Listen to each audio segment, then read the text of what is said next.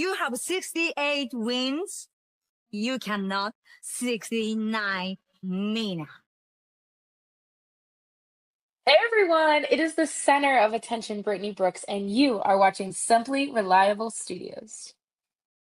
Come on over, Sabu. I'm being see, earlier I said something stupid to him, and now this is my receipt. Okay? Sabu's just sabotaging you. Yep. He sure did. Hijacking. Yeah, he's taking over.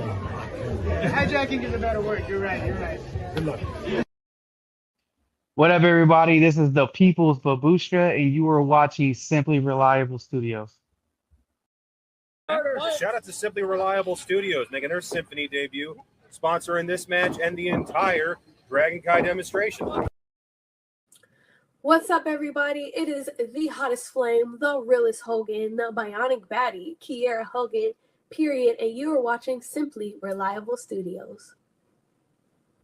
Say his name and he appears. I believe in Noah. I believe in Datula. The Meltzer of the multiverse. I know. Who the fuck wants to compare themselves to another? How much of a mark do you have to be? You couldn't even pick a professional athlete. You went with a fucking journalist? Grow up, man. We just want to say thank you to Simply Reliable Studios for voting us as Tag Team of the Year. Of course. Because you know what they say, right? If you can't swim, you're bound to drown. Tonight, she is sponsored by Simply Reliable Studios from Orlando, Florida. She is everybody's favorite BFF, Izzy Marino. What is going on, everybody, and welcome to the weekly moderated insanity known as the Shenanigans here across the Simply Reliable Studios brand of channels. It is I, your moderator extraordinaire, the renegade of wrestling, JJ Williams, back in the host seat, joined by the island of misfit toys, the simple man Noah Foster. Hello, everybody, and welcome back here once again to the Simply Reliable Studios. You know what this is? Friends, some friends, of course, that's for favorite fall-face professional wrestling. Damn it. So without further ado, let's go ahead and bring in the rest of the panel. First and foremost, my partner in love the bed in AEW. We call the rest of the light and probably upset stomach mindset for some other stuff tonight. It is, of course, Mr. Reliable, Simply Reliable, in true original form, Walter Cruz. Ronda won in literally 17 fucking seconds. She tackled Gina. Gina fought a little bit. She turned to the side, got that armbar, and she tapped. Literally 17 seconds in the first round. Well, at least I know I can last longer than Gina Carano. We've got one half of the Canadian connection and a man who just got done doing some hockey coverage with the scat board. Nick is here. What is up, sir? Why were you guys talking about boobies for 45 minutes? Theme of the week, today's. She's yours, she's mine, she's our Canadian friend, Ash. That's actually elegant and not fake. Hello, Ash, how are you? Enough is enough. I've had it with these motherfucking AEW wrestlers winning my motherfucking New Japan title. Make sure you tune in every week because you never know who's going to drop in to join the Shenanigans. We do have the man who started it all. Jeff Meacham is with us. I'm impressed with what's going on at the JCW. I'm happy for Russo. I'm happy for Vito. I am a viewer, again, when I can get home and sit my ass down for a half hour, whatever it is, and enjoy that shit. Popping out before midnight virtually on this app. It is my cohort as fellow gamer and crazy wrestling watching aficionado, Charles Schultz, who will also be joining me tonight in the fray as I welcome you into the Shenanigans once again at the end of this fine Saturday. I just want to keep seeing Mr. Guana show up every single time and just Polyaska. I'm still agreeing with JJ. We still need that freaking multi-person puppet match. A puppet is not a competitor! Next out, they're competitors if you go to the right company. Teleporting in via the morphing grid, our very own Pink Ranger is here. everybody. You know, I know the firing of Scott Demore was controversial, but I feel like he needed to go in order for TNA to grow. Don't get me wrong, we had some good stuff under Scott Demore, but the company was just stagnant. And you know, look how much they've grown. If this is what it took for her to acknowledge some of my NXT talent, then I'm here for it. Because we know she doesn't work Tuesdays. So the fact that she watches Thursdays and is still getting exposed to my talent, like, hey, something happened, right? She told me the other night that Trick and A was some of the best stuff in TNA. Yeah, I actually really did like Trick and A. I was completely shocked and blown away to discover it was Chad Gable under that mask. I had no idea. I would have never guessed it. I never saw it coming. This was just mind-numbing. This was like the reveal that Juan Cena was John Cena.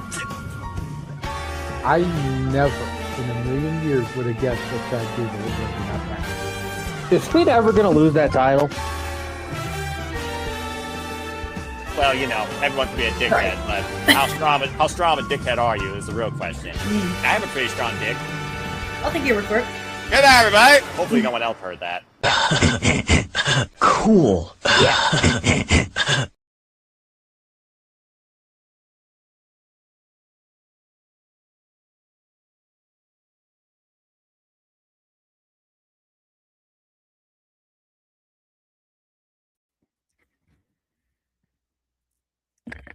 Okay, here we go. The thing again. I'm not ready for this. I am burnt out beyond belief. Shoot, I mean, there's not even been anything going on in wrestling this week. But here we go again. Working with freaking children.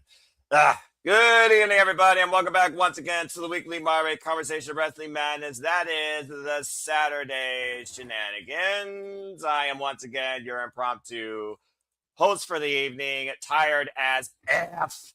The Superman Noel Foster. Good to see y'all once again. Thank you all for tuning in on all the outlets here, the Super Level Studios. You can judge with the Note Out the YouTube channel. Again, please like, subscribe, comment, tell a friend. If you want to dictate the conversation, Super Chat or PayPal the Passions. It is as simple as that. Good to see you, Fed, and also a person I was already bringing the conversation, always ready to talk wrestling. As you know, I am never alone. Let's go ahead and introduce the wiser side of this evening's panel before the idiots join the fray. First and foremost, he is the encouragement. He is I would call him the founder of all things. If Walt Disney was the man that imagined the magic that became the global conglomerate that we've seen today, then this man is the voice that encouraged all of us to speak our own mind to bring forward what we have created today. It is always a pleasure to have Jeff Mudeffin Meacham for the most magical place on earth virtually. Jeff, how are you? You are not alone. I am here with you. I got right. And of course, the Michael thing recently on HBO. If y'all haven't seen it, go check it out. I did not see it in the theater, so I'm looking forward to watching that on digital. I'm looking forward to watching pretty much everything that's gone on digital from Dwayne Johnson, which is why I tonight am partaking, folks, because I feel bad for Dwayne. I do. I feel bad. His box office has been dog crap the last few years, so I got to support Dwayne. And this is how we're doing tonight, folks. We are supporting The Rock. So there you go. I'm fresh off a day of working at, let's see if I can, D23 out of the convention center, and then we'll be attending tomorrow. I'll be there at 6 a.m. So much like Noah, we hard out tonight. We're not fucking around. Yeah, after last week what those idiots did, I definitely ain't freaking screwing around here. That clock's already going. As soon as that marker hits 2 hours, no excuses. Goodbye and good night. Bang. Yeah, I very much feel almost virtuous in the desire to be hard out when it's time. Because the Dirty Q review was one of those episodes this week too. So you were there, you know.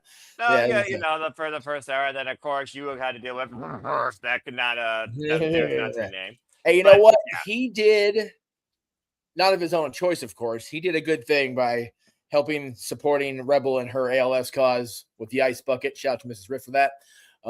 So it was a pleasant hour was had by all once that mucker feather showed up.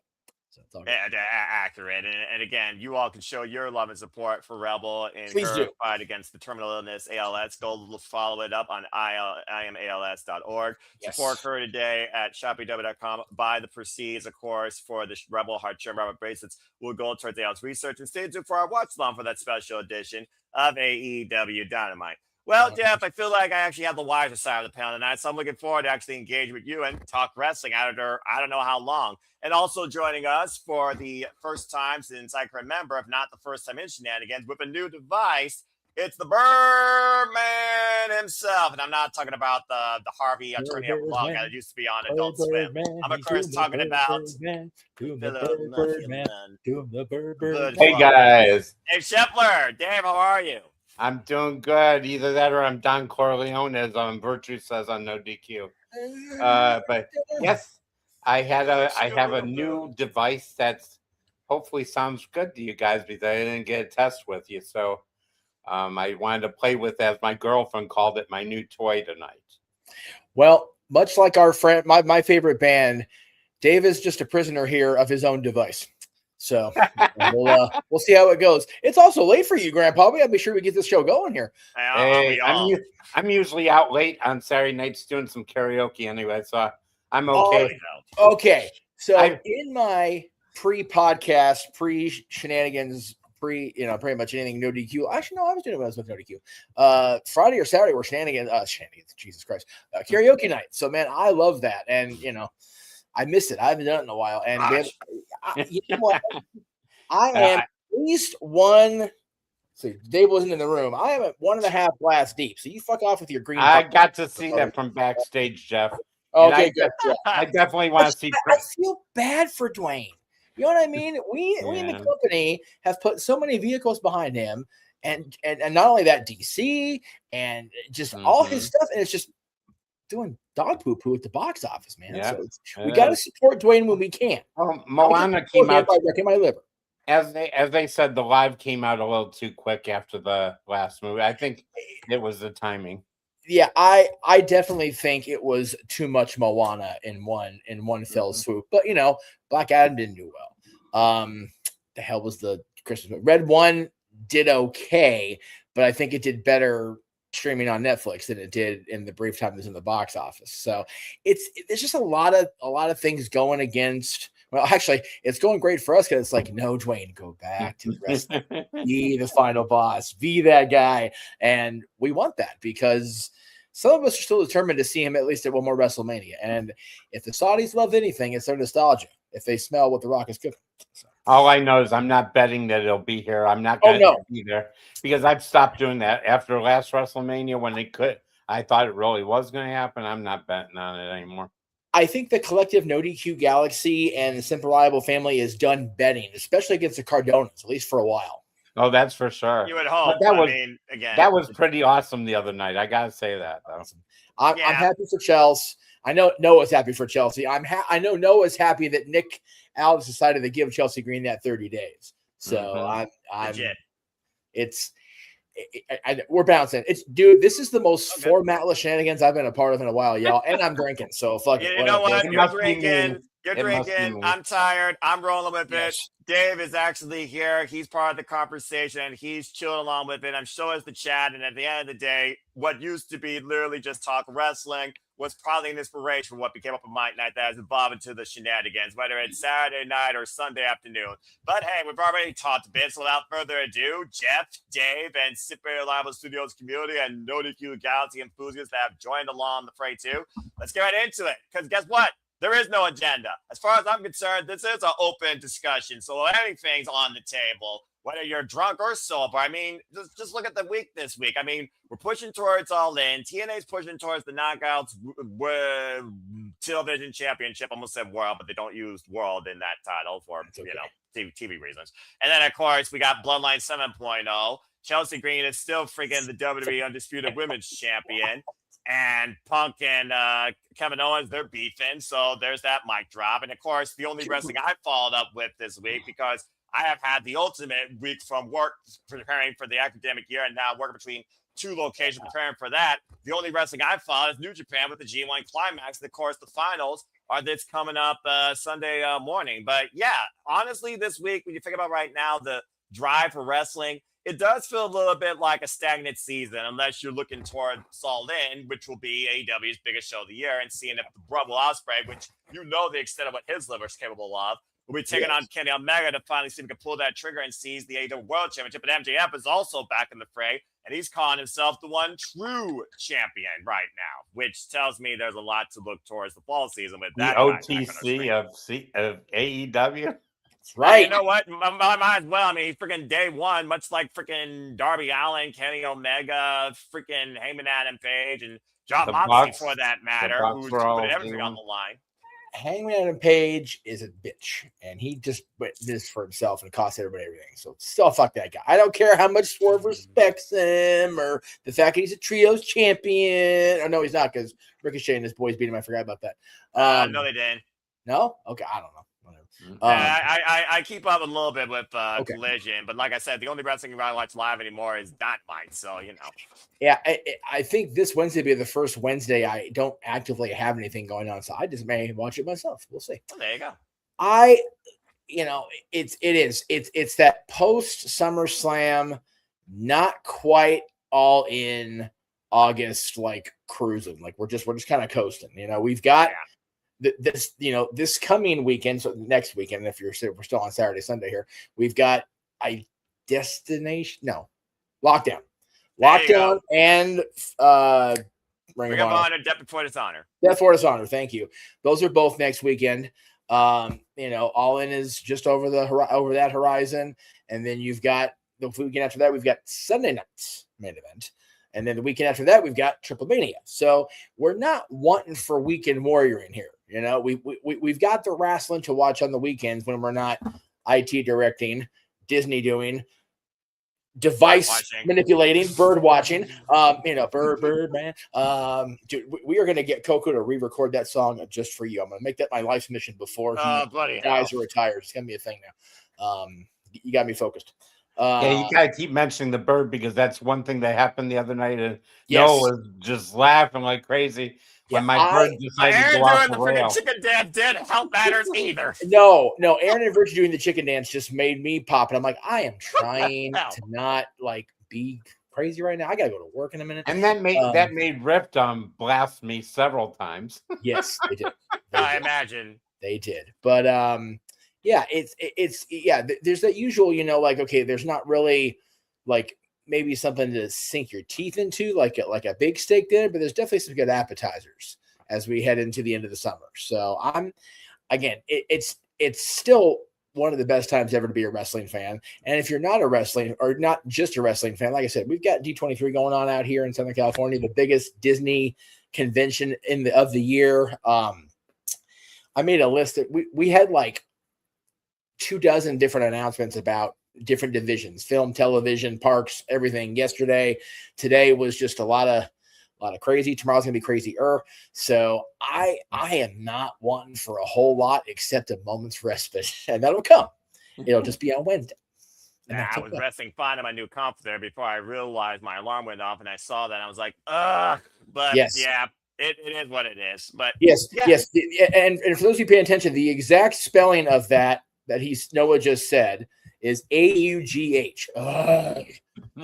Let's go to show how exhausted I am. I went Charlie Brown tonight versus just annoyed Simple Man. What does that tell you? Well, but I love it though.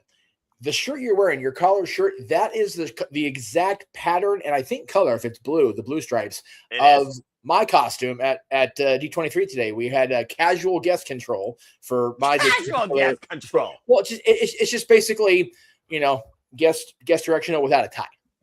It's what it is. I don't know if you're wearing a tie. I ain't wearing a tie right now. Well, no, it's still the most well-dressed man on YouTube. Oh, hell yeah, dude. All the time. I have never related more to Triple H's pre-match hype video about Seth Rollins. I get up every morning, I go to work, I put on this stupid tie, and I try not to be that destroyer guy. I try to be that creator guy. That's how I feel, because when I do put the tie on or I do put the guest control outfit on, I'm having to corral dozens and dozens of people. If I'm on the back of a tram, I'm just like, I'm the Charlie Brown teacher because they don't fucking listen to me. Yeah, exactly. Translation: sit your asses down. You paid too much in here to be this fucking stupid, but they don't listen. Well, you could say it like that. I could, if I didn't actually enjoy being employed gainfully by the Walt Disney Company. I could definitely say it like that. But I won't. I definitely understand you, Jeff, because in my position, there's so many times I'm on the phone because I work on the phones. Yes. So many people that just are have no common sense whatsoever. And my inside voice is saying something, and I'm thinking, I can't waste 25 years at the job I've been at to say one word I want to say. No, both of you are in a position where you cannot be a Randy Orton and give in to the voices in your head, even though they talk to you and they understand. You cannot give in to those voices because trust me though. I've said stupid more than enough times in my career that's going 15 years strong, let alone this week. And again, this is the money I made this week when it came to finally becoming salary, and I'm appreciative of it. There you go. More digits.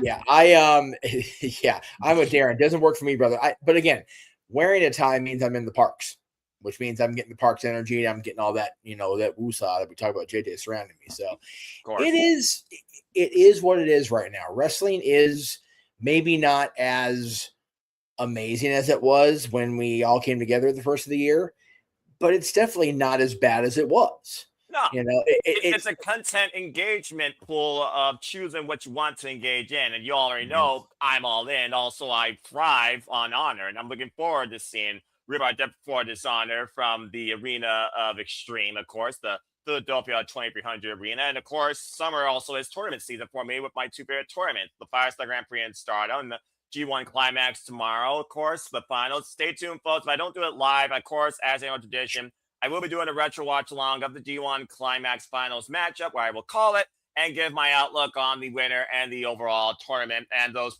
3 award recipients. As of course, shout out to our Canadian friend Ash, who continues to stay batty. Again, subscribe. Don't be a dickhead. Rita Oil will take on Uyamera this year to determine a first-time winner. I know she's very happy about that. She wants to beat the Dune Orange, as only she can say. Again, we appreciate you, Ash. Cheers. What's your engagement, Noah, on this tournament to determine Roman Reigns' opponent in Mexico City? The winner of the tournament. So random. Well, it is. Again, the only person with context to Roman Reigns is Rey Mysterio, and he's not competing in it. He's the daggum general manager of AAA, and rightfully so, considering his roots in Lucha Libre.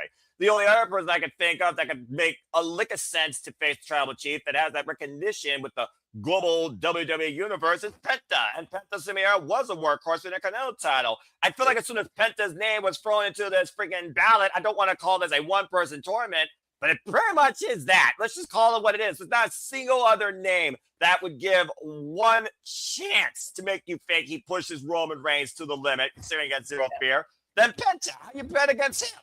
Yeah, because all the other guys are small guys, aren't they? I mean, the well, best. To be fair, Penta's not that huge either, but at least he's not. He's the biggest one of them. But I think the final is going to probably be, and that'll be the match to watch, is Penta against Phoenix against his brother.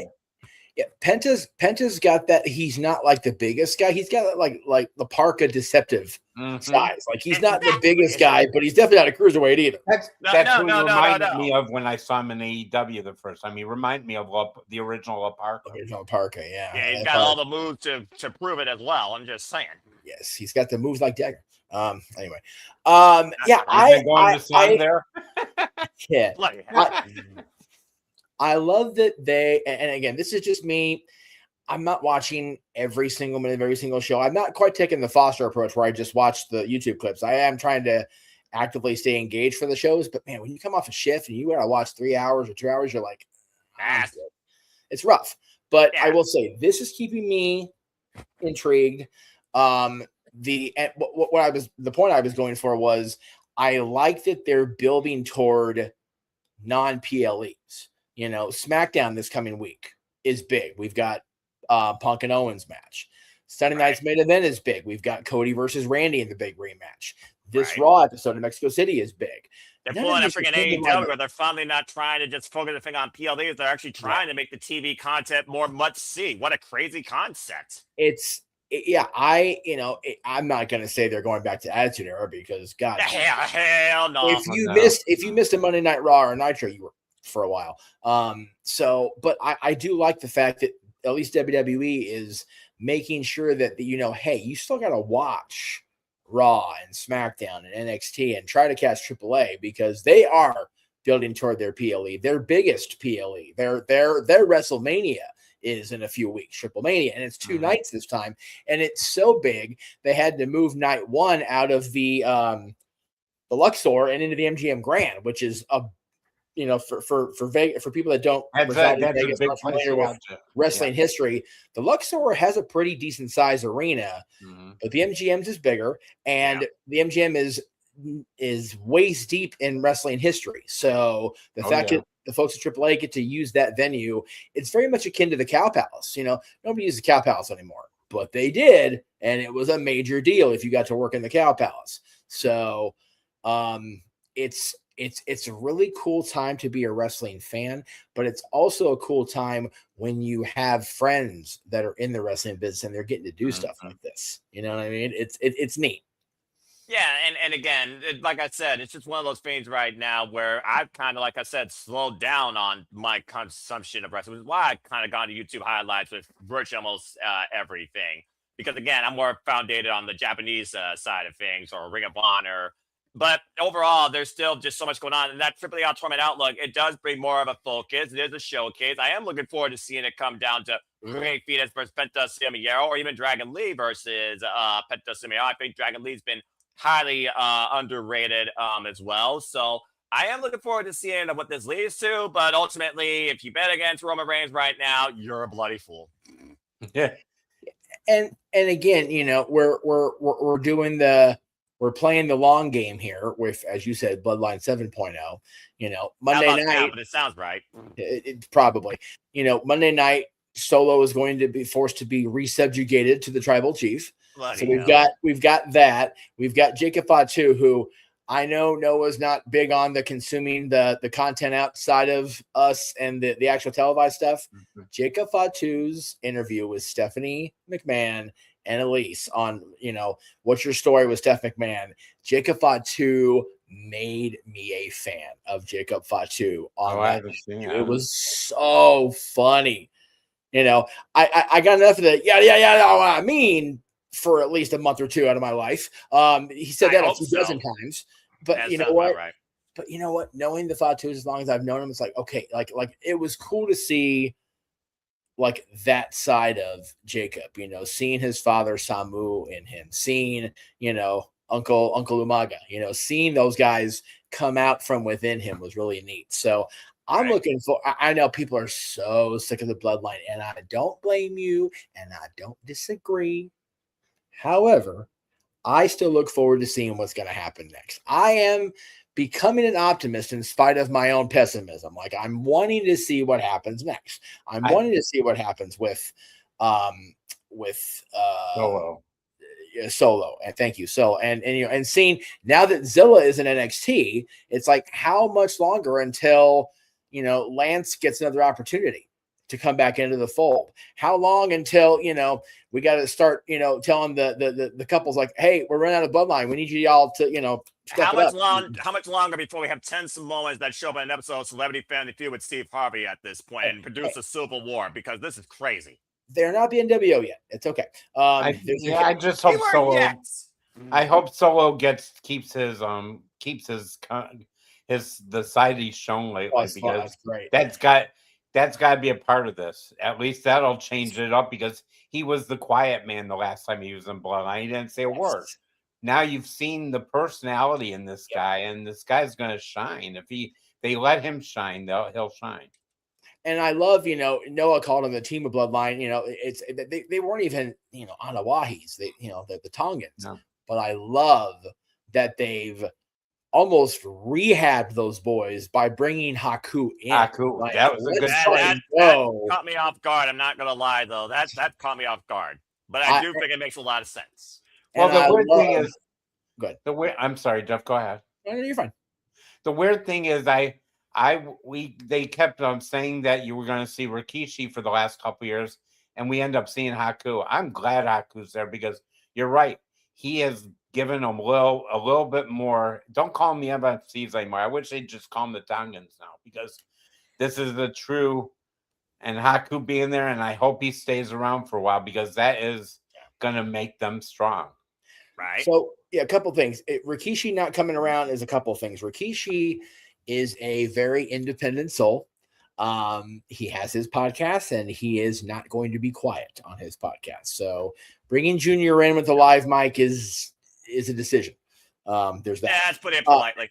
And there's also, as far as the name for them, they can be the MFTs. What if I said MFT stood for 2 years? Motherfucking Tongans. Well, it works. It works for what it's worth. If they don't say motherfucking on, USA, they can still say MFTs. And now that Haku's there, they really are the motherfucking Tongans because I ain't messing with Haku. Like, are you kidding me? Haku was legit one of the most dangerous men in the wrestling business. And He's him a as a tough manager SOB, for definitely. what basically are his sons only adds to that further danger. Plus, there's a little bit of a spoiler for it. So we are wrapping up the week. Ladies and gentlemen, your new SmackDown Tag Team Champions are the Tongans. Can we talk about what a championship centric show last night was? We had this go down. We had a new women's United States champion, which I love that for 3. Jesse Jane. 2, Now 1. all of Fatal Influence has gold. They and a heel turn's coming now too.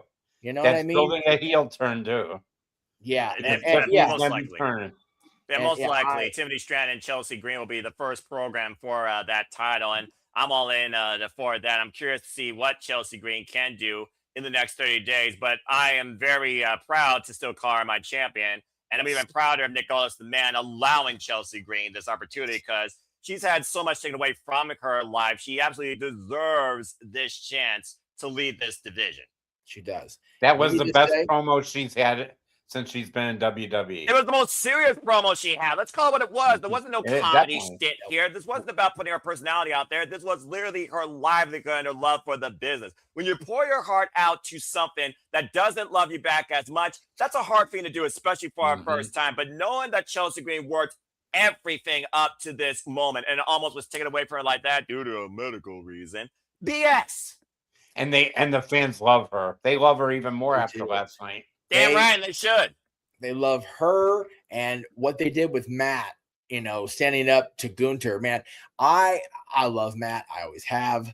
And I just love that he came out there, wasn't being, freaking, quasi Zack Ryder. He's like, no, you fuck with my wife, dude. Like, let's just throw hands. And he put up a hell of a fight. We had that yesterday. But, we've got there's been so much chatter about, it's the same guys in the title picture. And yes, right now it is. They're right. Punk and Owens, Orton and Cody, Reigns and fill in the blank. Great. Okay, you know what? We've got a brand new Intercontinental Champion after SummerSlam who's been fucking deserving of it for God knows how long. We've got a United States champion. We got a U.S. champion who I will fight you to the fucking death because I love me some Baron Corbin. Fuck you haters. I don't care.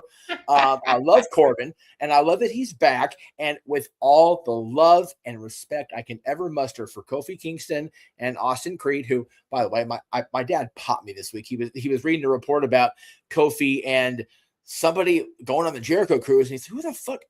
It's Woodsy." He saw Austin Creed. It was like, "What the fuck?" Hi, Dad.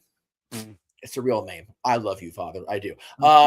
So yeah, with all respect to Kofi and Austin Creed and these guys that didn't want to take the pay cut, fucking Corbin stepped in. I will take the pay cut and I will win the U.S. title. You know what? You can't ask for much more than that. I love that he's champion.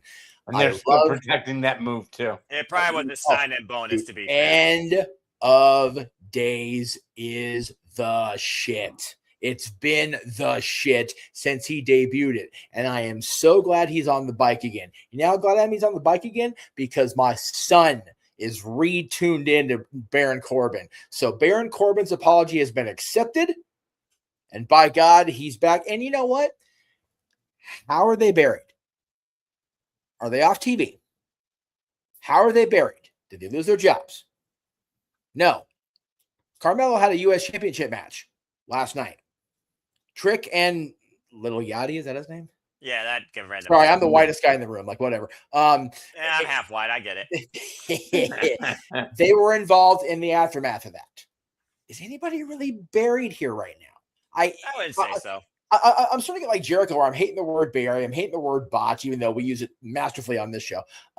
It's like just patience. Guns N' Roses, man. Axel sang about it, man. Fucking patience. Seriously. So there's that. Again, you're asking a lot for society, but that's a whole different conversation. I am. And and you've got a women's world champion in Liv Morgan who people just love to hate. And I love that. You've got Raquel Rodriguez with a championship. Finally. You've got Roxy still in the mix.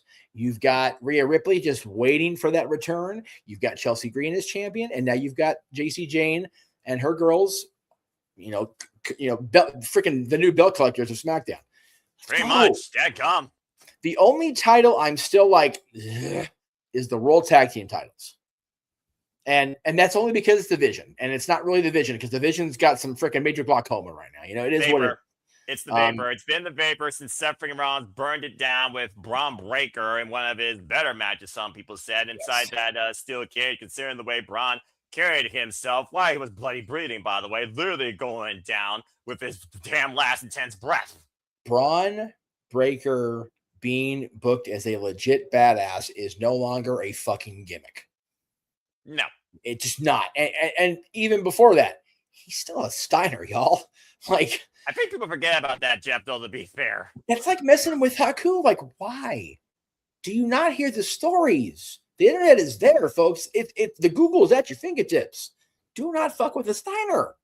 I was like, hey, Google AI will even tell you that. Just put the two names together and you'll see the difference, but you'll also see the danger in both. And you know what? With I think it's either Rick's other son or Scott's son, not fully. I don't know if he got suspended or whatever it is in the NFL. WWE's right there, man. You know what I mean? Like, what's happening to this time? Right in front of us. Right in front of us. Just saying.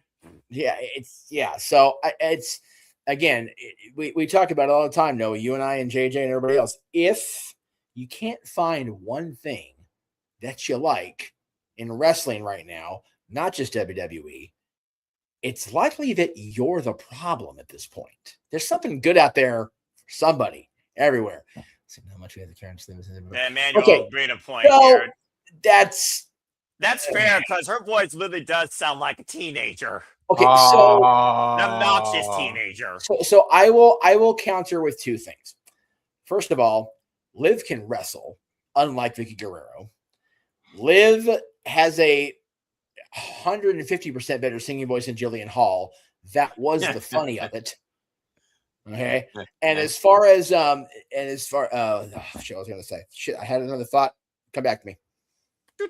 Well, that being said, I'll come back to you from one brother to another, bringing himself finally in from a virtual commentary booth, the Renegade of Wrestling, JJ Williams, the usual host for the Shenanigans. JJ, how are you this evening? Good to see you. Good to be seen. All right, there we go. Now that we got that out there, and shout out to Manuel, by the way, one half of the Dominguez for his outlook, of course. And yeah, like I said, Liv Morgan, for a person that didn't wrestle pretty much 100 days while holding a championship, she proved definitely her merit as a champion, caliber as a ring athlete against Io Sky at SummerSlam. So I do not discredit any of her wrestling ability. Character-wise, though, it's a character that you could take or you can leave, depending on if you're invested in it or it drives you away. There's a point where a heel's character may be so obnoxious to you in your own personal opinion, it might drive you away, but then again, it might be doing something right. Yeah, if her heel persona makes you hate her, she's doing her job. Yeah, that means when she says all time, I really pop for that. I pop for that now. Though. Like seriously, it was like I'm freaking Alberto. Like good grief, I get my freaking watch out how many seconds that was. I want to clip her doing that and put it in the Shenanigans. Please no. Absolutely. Please no. Absolutely. Saturday Shenanigans is the greatest show of all time. Oh no! So bad, JJ. Got it. When Greg had his last show, I was trying to get a cameo from Greg Hamilton, I think his name is, the Shane's Best in the World guy, just to have Greg be the best trivia guy in the world and just pop. Probably Greg, because Greg's a Shane O'Mac fan, but it still would have been great. And what I was going to say as far as Liv, the fact that Alexa and Charlotte were playing Hot Ones, and Alexa tried to give Charlotte the clue of who she was saying by laughing like Liv. That's how over that stupid laugh is. Like, you know what I mean? Real. Like it's over. Crazy. You love to hate her. And you know what? Much like they said about Stephanie back in the old Alliance days, she can't be evil, even though it looked that good. Hey, JJ, you're right about another thing. I said, thank God she doesn't sound like Lillian Hall. I'd have to turn the TV off. Jillian. Well, that's why I messed her name up too. But if she sounded like Lillian, I'd freaking buy her album. But Lillian Garcia is one of the most graceful voices, not the most graceful voice in WWE history. There's a reason why when she sings the freaking national anthem, you literally listen and you recognize it versus, okay, who's this person? Who's this person? Who's this person? Oh, wait, there's Politics daughter. Jeff can attest to this. Back in our younger days, Sonny, when we made CDs with wrestling themes. Yes. It would be the WWE signature. Yep. It would be the show theme song. Yep. And then it would be Lillian Garcia singing the national anthem from the September 13th, 2001 SmackDown. Oh my gosh. Yeah. And then it would go into the themes of the wrestlers for that brand. Without fail. That's the way I always did my CDs. Oh, jeez. Good setup, honestly. Continue. My first live televised WWF show, WrestleMania 2000, the first voice I heard, Howard Finkel, introducing Lillian Garcia. So the first voice I heard and saw in front of me in the ring at a live WWF TV event was Lillian Garcia. She will always have a place in my heart. And I love her singing. I wish we could like magically go back in time and supplant her for one of the dozen anthem singers we had at the King Games over the years that wasn't Pia Toscano, because Jesus Christ, we had some doozies over the years at the King's Games. This is accurate. I mean, you're not wrong. Even I understand that. Yeah, but as far as Liv goes, her voice is meant to be annoying. Accurate. You know, that laugh to the point. I cringe every time I hear her do that laugh because it's so fake sounding. I mean, AI could not make it sound freaking more authentic. Right. But I've done a 180 on my feelings about it. Good on you, brother. You know, and Jeff remembers I was the only one in my prior house that liked her. Oh, yeah. And then I turned to the dark side because outside influences influenced me. Right. And then once I got out of those surroundings, I began appreciating her for what she was doing again, to the point where I sleep with her every night.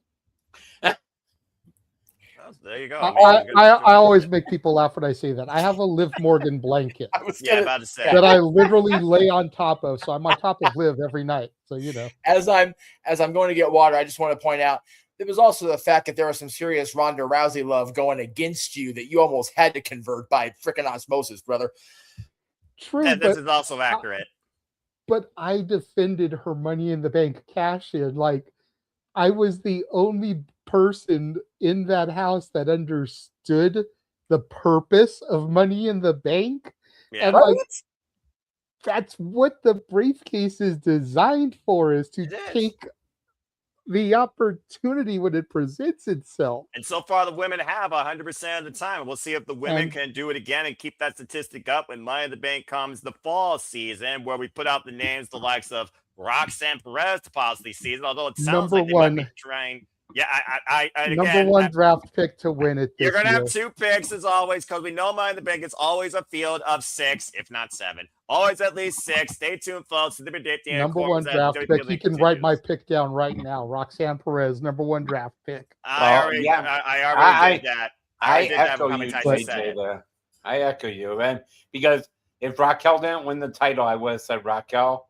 But with Raquel winning a title, I think Roxanne's time. That just came so far to left field, though, considering Saruka just got that Women's Intercontinental Championship. And truth be told, Raquel, she hasn't had a singles main roster title yet, so I'm happy for her. But the last time she was treated as a serious threat was my NXT when she was the NXT Women's Champion, and she No. That wasn't your NXT. That was my NXT. No, Raquel Rodriguez was my Oh, NXT. Raquel, my bad. I thought you were talking about I'm not going to Roxanne, botch my you bad. because I didn't say anything wrong, but you just misheard, so I'll give you a bye for that. That's fair. Yeah. Yeah, don't argue with the man that knows the black and gold, all right? To your point, though, about the 100 days not defending it, I think, and kind of side tangent, but connecting it back to that you mentioned about Liv, I think fans would have rioted if they had stripped Chelsea after letting Liv go 100 days without defending the title. Accurate. You know, the fact that they're allowing Chelsea to take 30 days, get a mask, get cleared, whatever.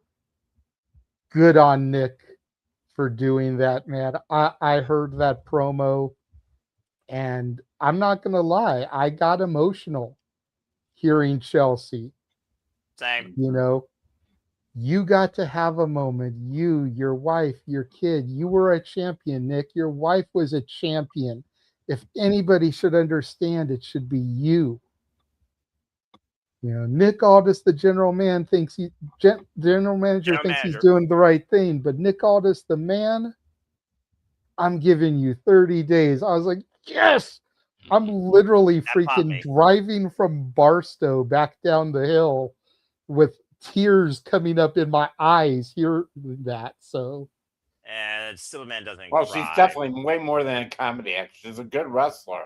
She always has been. She went toe to toe with Penta in Lucha Underground. Yeah, and she said she'll never do that again, but the friendliest person she ever worked with and the easiest job she ever took in her life, as Chris Van Vliet got from her with the live show. Not to mention, Laura Vanessa, the former TNA Knockouts world champion. This young lady has also been on excursion throughout Japan at one point, was once involved in the original class of Women of Honor. I've always been fond of Chelsea Green. I'm so happy to see how much she has achieved and the fact that they are letting her finally be the face of a division and lead as the champion. Because, damn it, we need somebody to make SmackDown great again. And Chelsea Green's always been that. She just never had the gold to prove it. Now she has not only the gold, she has the chance to prove it in both gimmick comedy and in both seriousness. And you got to see the serious side of Chelsea Green for the first time in WWE probably ever. Yeah. Yep. That was the first time ever. Kids, wrestling bookers, take note of yesterday's SmackDown. Yep. That opening segment is how you do a show. Yep. Because of this, you ended up with Cardona versus Gunther. Yep. Tiffany Stratton got injured, which cost her losing the title. Damn it. Face off with Nia. So much of the rest of the show fell off of this segment. This is how you write a television show, folks. And you saw how they televised blended into wrestling each other, product.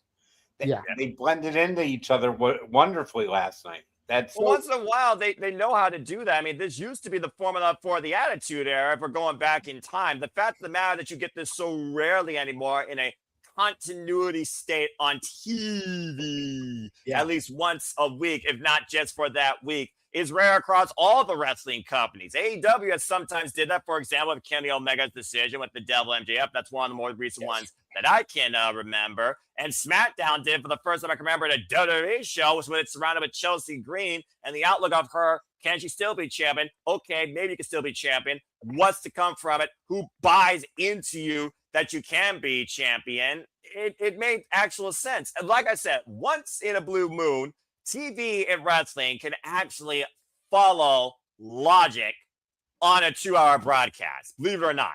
And Friday Night SmackDown was the definition of that. Let me ask you guys a question, because I heard this point discussed both on WW Radio /Busted Open Deep plug. And on the internet through like X posts and stuff. General consensus from a good chunk of the IWC is that SmackDown is quickly becoming the A show again because it's the show that Punk is on. Yeah. And the Punk KO stuff has become very compelling. Yep. Considering the personal history of those two having it's coming forward for the first time ever in WWE, I can see why. Oh, wait, there's the key word. First time ever. Then the secondary is the Cody Randy stuff. Yep. The legacy renewed. Then you've got Chelsea. Those 3 stories right there are quickly making SmackDown the A show, where Raw had been pretty much since the original Bloodline arc ended and Cody finished his story at WrestleMania 40. So yeah, but it's all Bloodline. If you all Bloodline a little bit over, and that's it.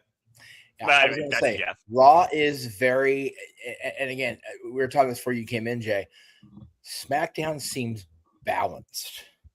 You've got those major stories you talked about.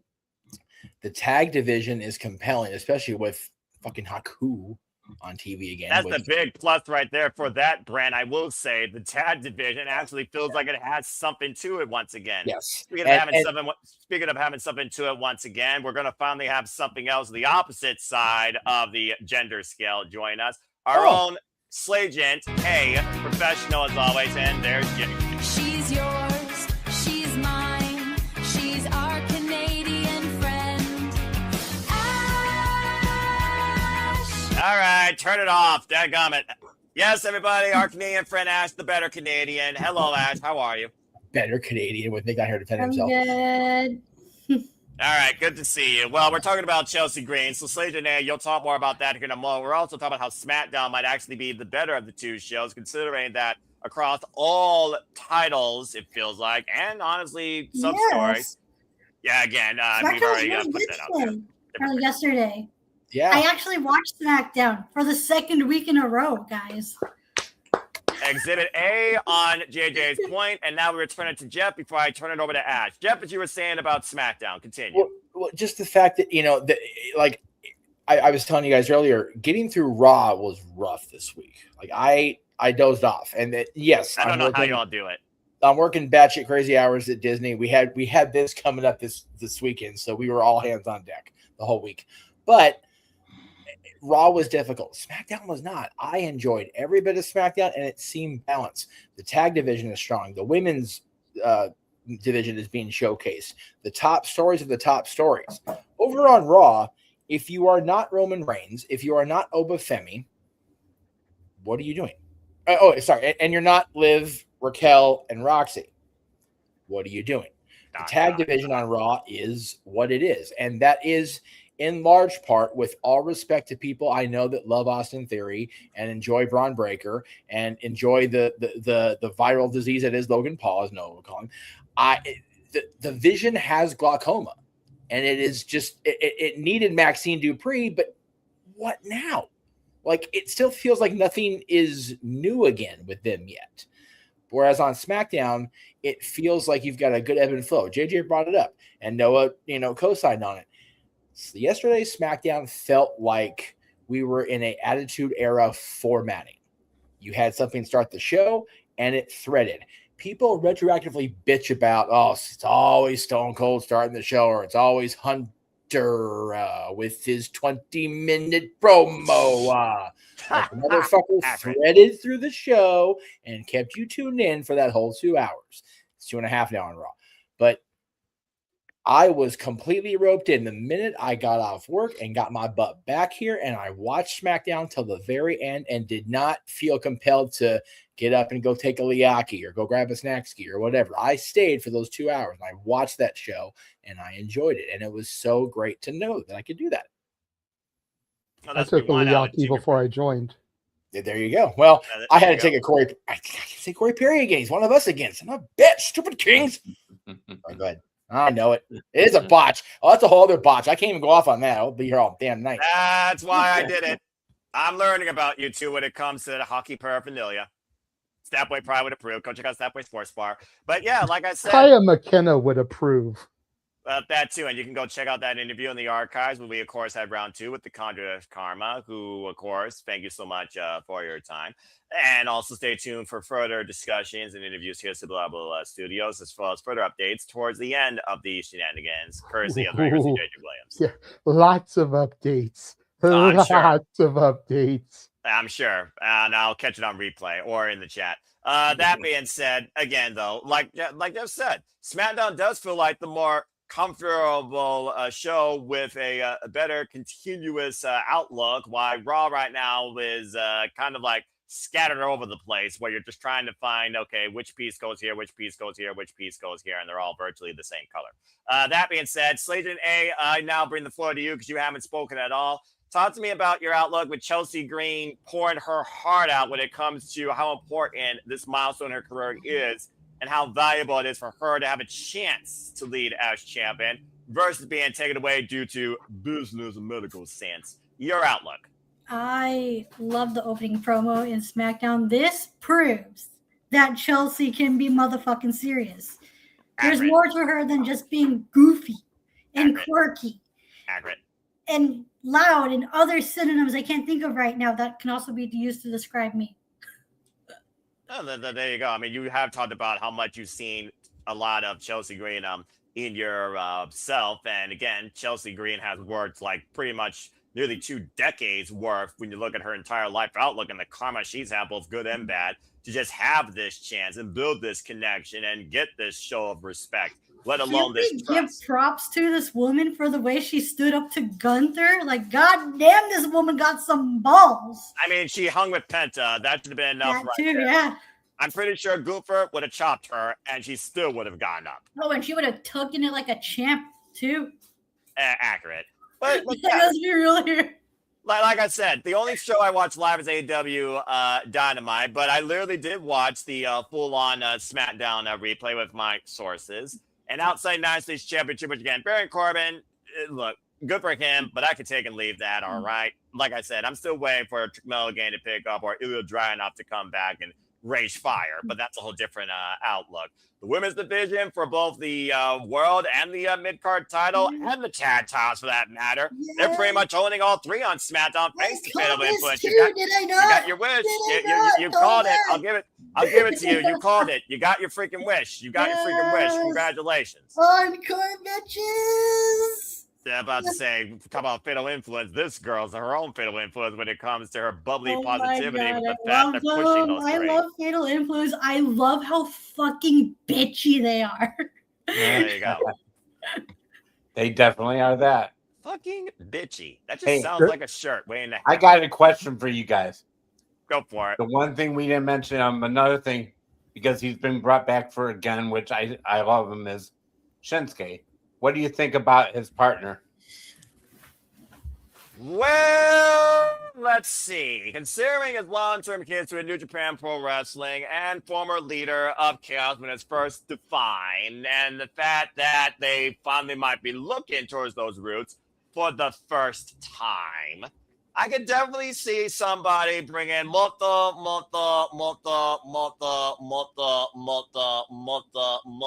to WWE sooner rather than later.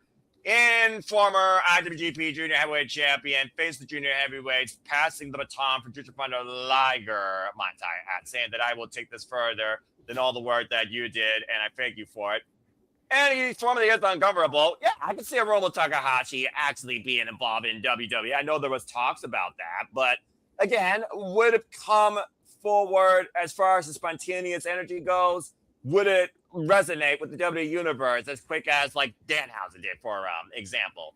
Maybe, but with Shinsuke, at least it makes sense from a cultural standpoint and also a relationship. Now, as far as feuding with the Tongans, of course. Tonga Loa have such long-term history, which no Bullet Club, of course, in New Japan. This could be an interesting feud. This could be actually the first tag team feud I could see happening here. I'm curious to see what it becomes. If that is the I am case. too. I like Shinsuke. I've always liked Shinsuke. Well, I mean, they squandered him on the main roster since I don't know when. I mean, come on now. But yeah, it sounds like they're trying to finally breathe new life. And I mean, if you need a third person, Finn Balor and Shinsuke Nakamura go way back. I could see this being turned into somehow a 6-person thing if Haku as a manager gets involved in more physical capacity. Hopefully not. I also think that the tall one is still there. So yeah, there's your 6-person feud right there. So yeah, I'm curious to see what this comes. I was going to suggest that if we go for a 6-person, maybe get Naraku involved. He's kind of doing his own thing, literally on his own right now in your NXT. I don't see the connection between him and the Tongans, but I guess you could try and make that work. Of course, Ash has her bludgies. She always has to have them. Crazy young bat. But anyway, well, thank you for that, Dave. Well, that being said, as we continue here with the Shenanigans, this was a great first hour of freelance conversation where we've truly talked anything. Well, guess what? The conversation keeps going as we're going to take a short commercial. Yes, Lady Janae, I see your hand up.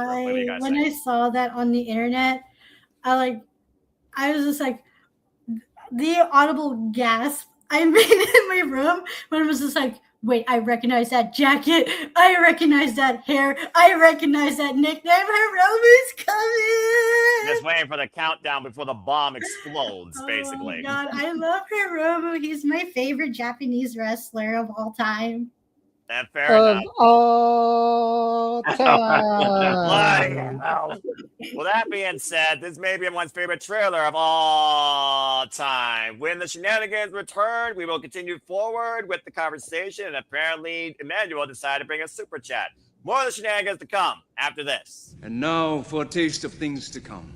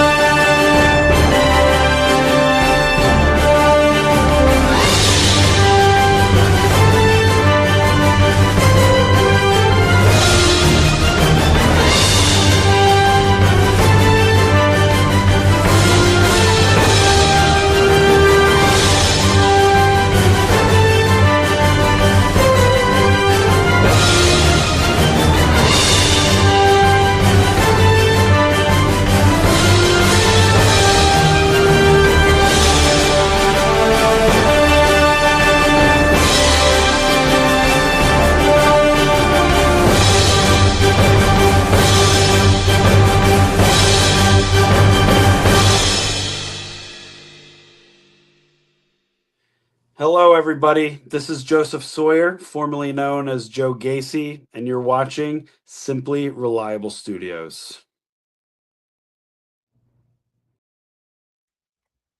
I always appreciate that. And as always, here at the Simply Reliable Studios, as that trailer shows, here we truly encompass, celebrate, engage, pontificate, analyze, criticize, and react to all the wrestling. And welcome back in here to the Saturday Shenanigans. I am your impromptu host for the evening, along with Rank Wrestling JJ Williams, Jeff Mudder from Meacham, Dave Scheffler, and our Canadian friend Ash. And apparently we decided to turn this into 4 corners and a Dave in the middle. That being said, Jeff, I do see your hand. I recognize you. What would you like to say? Thought I was going to be recognized. Shouldn't that? Do we already have to do another promo? Because that's now GCW champion Joseph Sawyer, bitches. Spoiler alert. What? Yeah. Really? Yeah, he defeated Atticus Cogar tonight. Well, I'll be damned.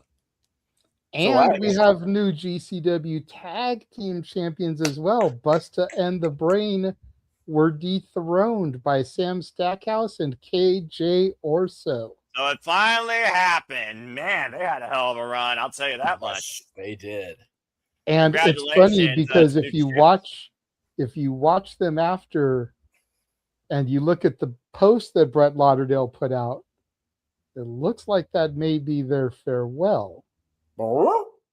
Which would be interesting because I know they're promoted for a few more shows coming up, but it definitely looks like they may be on the down end of their GCW run because, yeah. Interesting. Well, we'll have to see how that evolves things going forward. And of course, as you saw in that trailer, next weekend is definitely going to keep us very involved. As Jeff pointed out at the very beginning, We have Ring of Honor Death Before Dishonor, and we also have TNA Lockdown. For those that don't know, TNA Lockdown, they're bringing that back after over a decade. Virtually every match will take place inside a steel cage. To give you a little bit of an outlook towards both those cards, we have Bandido defending the Ring of Honor World Championship against Nick Wayne. Step Delander challenges the Virtuous Dion Perazzo, your favorite Ash, Darling Castle, along with the Outrunners, my boys. They defend the Ring of Honor six-man tag team championships against the Lethal Twist. And Nigel McGuinness gets one last chance at the Ring of Honor Pure Championship against Lee Moriarty, if he's not injured to an extent that he can't compete, because, spoiler alert for those who didn't watch Collision, he was able to outlast the wrestler Katsuyori Shibata, but there will be an update regarding the Continental Cup this coming weekend's passing when it comes to the blind draws, as we now have our final eight. Also, Leo Rush, it's fine, everything's fine, will defend the Ring of Honor World TV Championship in a fight without honor against Action Andretti. And of course, following Ring of Honor, Lethal Lockdown, here's your card. Your boy Kazarian is going one-on-one with Moose finally in an escape the cage match. Demon X Planet defends against the Elegance brand. Sid Alexander takes on Leon Slater. If Leon loses, his TNA history is white. So take that for what it is. And Chicago's Lonely in the Black challenges Zaya Brookside inside a steel cage match. And I imagine it will be for the Knockouts World Championship. That and more to come in the system. It's in Lethal Lockdown. Who didn't see that coming? That and so much more to come this upcoming weekend from TNA and ROH, just to bring y'all a little bit of an update on both those big shows. Frankie, you have a beautiful wife, handsome child, great career. Oh, here we What's go. in front of you even? Here we go. What is wrong with you? The Angels won tonight, for God's sakes, Frankie. Look, you have a life to live. Listen, the face of the franchise of this generation TNA takes on one of the faces that was deemed the future of your TNA for the first time ever. Come on now. Okay. Moose needs to know his role. He doesn't know his role. No, he's not the face of anything. Frankie Kazarian, I will come over there. Come over there. No. You want to come over here? We'll talk about this all night. I don't care if JJ's referee. He ain't stopping me. All right. You know what I stand for in this TNA. All right. Your boy Kazarian had his golden moment. All right. He freaking instigated moves because he couldn't keep his damn mouth shut. Now he's going to get tossed pillar to pillar across the steel cage, as he should be. I agree with you that Frankie needs to not be instigating who he instigating, but if Moose is going to call his bluff, the king going to show him why. Yeah, escape the cage. All he's got to do is spear him through the door, and Kazarian wins. At the end of the day, Moose is looking to break Kazarian in half, and I'm looking forward to this. It's like, damn it, Frankie, the Angels are actually not the worst team in baseball. You have enough to live for. For once. For what? Damn. For once. Like you either. Damn it. But yeah, stay tuned, folks. And we will be covering both of those shows and so much more this upcoming weekend before we go and as crazy as that weekend is, the following weekend will be even more knucking futz. Yeah. Yes. Yeah. By the way, and then we've got the weekend of 9, 11, 12, and 13, which is going to be knucking futz, and I already have our Spanish commentary team lined up for Triple Mania. Well, that being said, let's go to the Mr. Play-by-Play of that team as he just joined us. He was, of course, your side-by-side analyst and play-by-play guy for GCW. Welcome in, of course, everybody. And by the way, congratulate him. He reached his milestone now of 300 subscribers at Rage of Wrestling. The Rage of Wrestling himself, Mr. Reliable, Walter Cruz. Walter, how are you? Good to see you, and congratulations. Thank you. But holy, won't shut the fuck up, Batman. That call was crazy. We're watching enough guys. I was on the phone for 30 minutes, I think. Yeah, seriously, he was on the phone during the main event. Right. As I'm calling the action, and then he's been on the phone the whole time until now. Like, and partner in crime for this show is a more fitting definition, because there were times when I was multitasking and not doing commentary and apologize because, I'm getting messages about setting up interviews and shit and trying to create graphics for promotional purposes, and Walter's doing the thing, and then there's times he's on the phone and I'm doing my thing. No. Get that down. It ain't about me tonight. All right. You know, it's about all of us. Fair enough. All the Supposed Studios, all the wrestlers, Of all the people. time. That's gonna be the tagline of this show. And yes, Ash, I cringe as well. Noah, you started that. Your ears are bleeding, aren't they? Hey, you know what? Shout out to the Slagians for coming together during your simple session the other night, even if it was only virtually with Slagian D in the chat room while Slagian A was on screen. It's been a minute since the Slagians have been able to come together like the Wonder Twins and unite. Yeah, well, soon one day they'll get together and they'll start their pop culture podcast. Stay tuned for more on that and follow Until the Day at Pop Culture Powerbomb, her new venture. And you can go check out the simple session in the archives this past weekend. Stay tuned for the next one, date and time to be determined. Usually Thursday night, 7 p.m. Eastern Standard Time. We'll see what this week brings. Continue. But yeah, just I felt so bad about some of those matches, and Walter came in clutch carrying the load when I wasn't able to, and then there were times when we were tag teaming, then there were times I had to carry the load. It's good to have a team where everybody can kind of do the thing, you know what I mean? So the flexibility and adaptability is key for any sort of environment to continue to thrive, much like my job and my team as we've been dealing with what's been happening. But together we strive. Well, that being said, thank you for that, JJ. And again, thank everybody that is tuning in so far. If you haven't already, please like, subscribe, follow, comment, tell a friend. If you want to dictate the conversation, as always, Super Chatter, PayPal of Passions. It's as simple as that. And Matt, we're doing very well tonight. And Safet bringing in the pop culture with the Star Wars reference. So there you go. But again, I don't follow either side. Never seen any of the movies, and I'm just not part of that culture. That's a shame, man. You've at least got to watch the original trilogy. No. You have a dark side. I will forgive you. Noah, listen, I will forgive you if you don't want to watch the prequels, the sequels, the little offshoots like Rogue One and Solo and the Ewok. Okay. I won't make you do that. You got to watch the original trilogy once.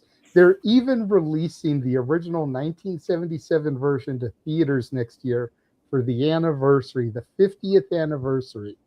If nothing else, go see that then. No. That's all I'm asking is the original trilogy, bro. JJ, only you and me were around then. You were a year old, but I was a little bit older. I think I was less than a year old because I'm an August baby. So I think the original movie was like May or June or April of 77. April, that's right. Geez, I was 10 years So old.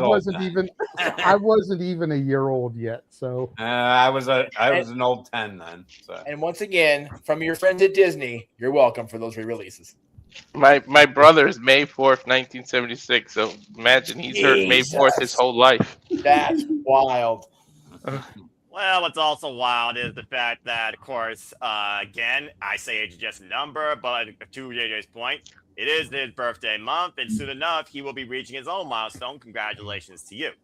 All right. Yes. Well, that being Really quickly, since that came up, because I did mention it in the group chat, I didn't really get any feedback from it. So just on the air, does anybody object to doing Sunday brunch shenanigans next week?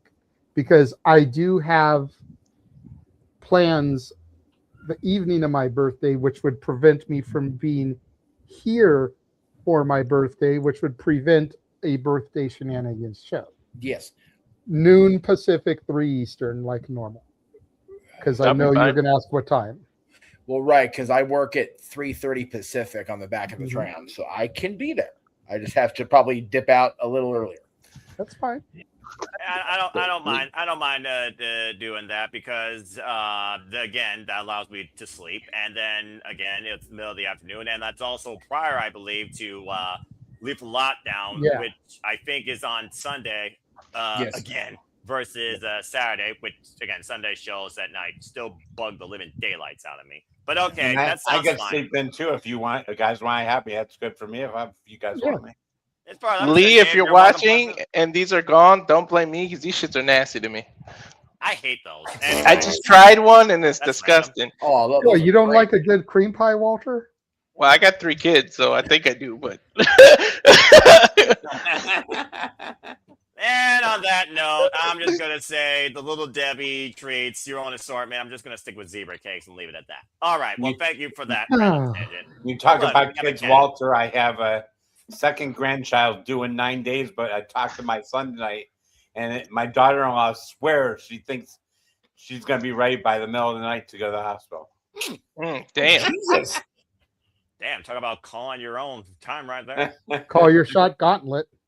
Well, I mean, we know we have a casino gauntlet coming up at AEW All In, and MJF is number 2, Andrade's number 1. You're talking about August 23rd, yes? Just to be clear? Yes. Correct. Yes. Okay, right now I'm currently not scheduled. So I'll keep you updated this Tuesday. All right, Yes, sounds thank good. you. As you always do. All Because right, next well, Saturday, the 22nd, is my birthday, but I'm That's going right. to be going to a show that evening.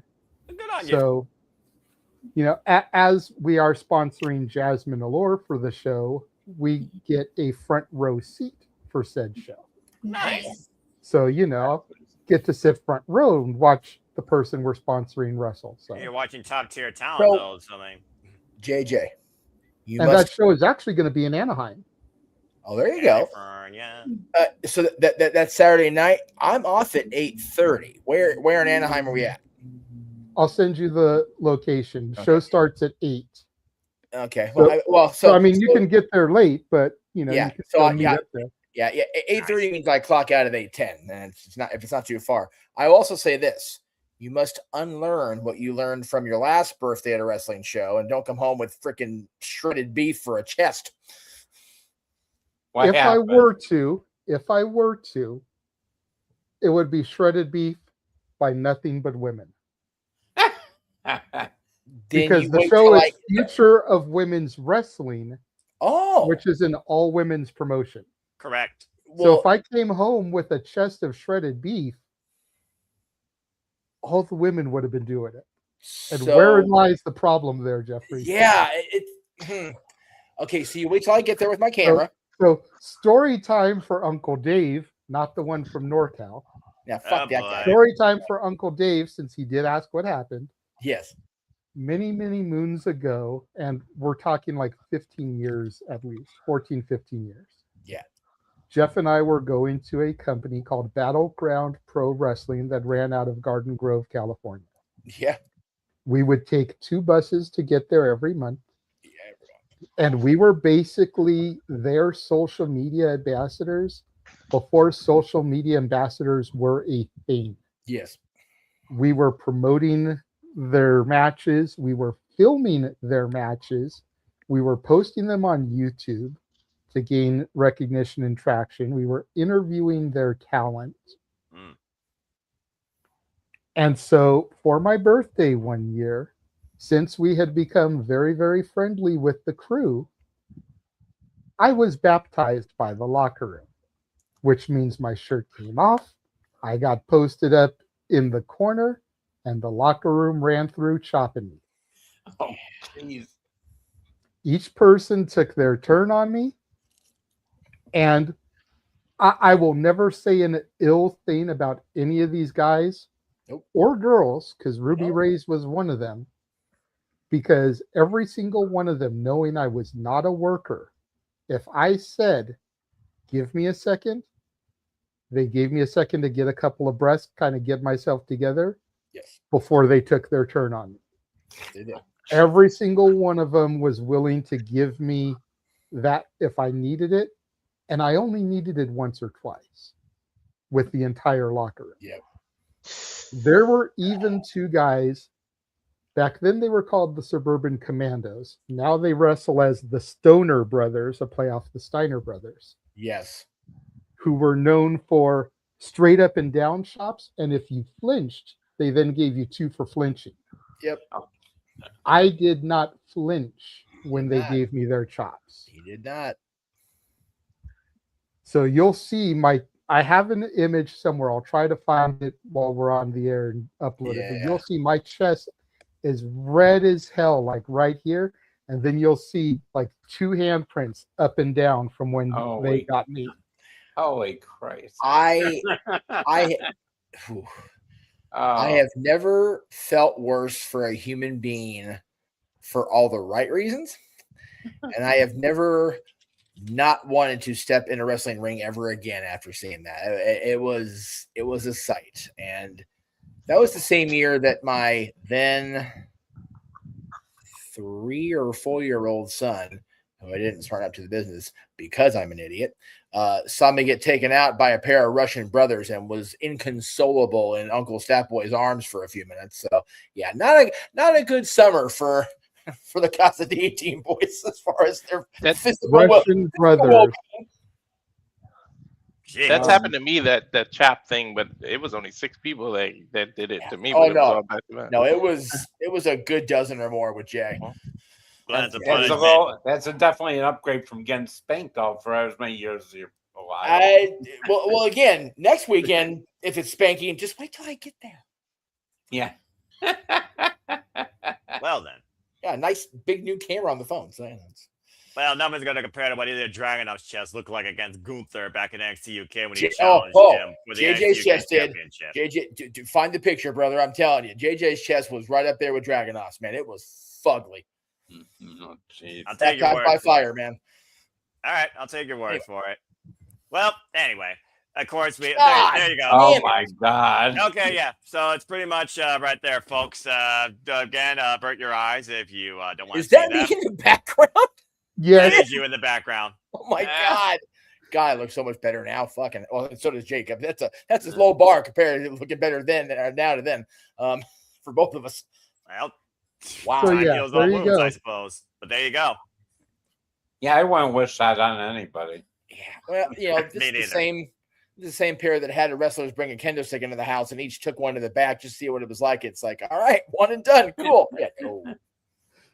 But yeah, so if I had that done next week, it would be probably about a dozen, maybe 15 women doing it.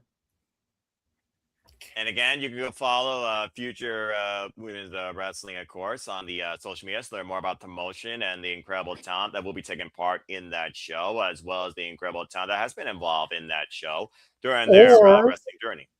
Or to camera. you can just tune in to us on Tuesday as we will be talking to the promoter Manuel Fabian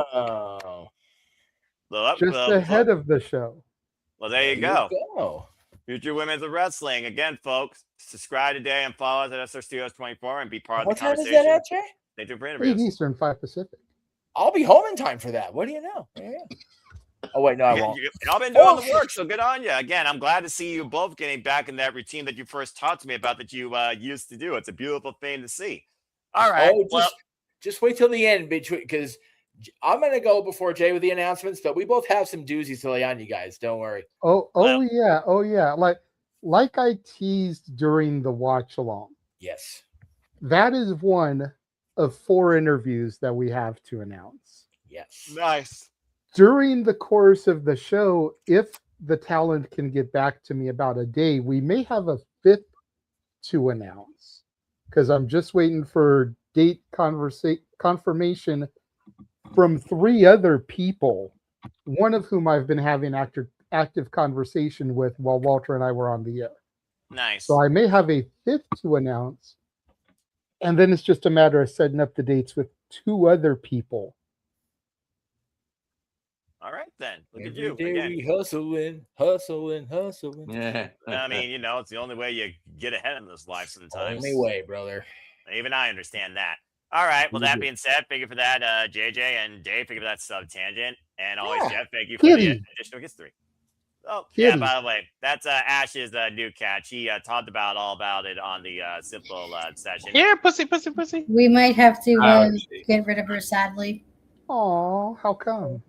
So my dad came to visit today, and then just out of the blue, she decided to attack my dad and bite his face.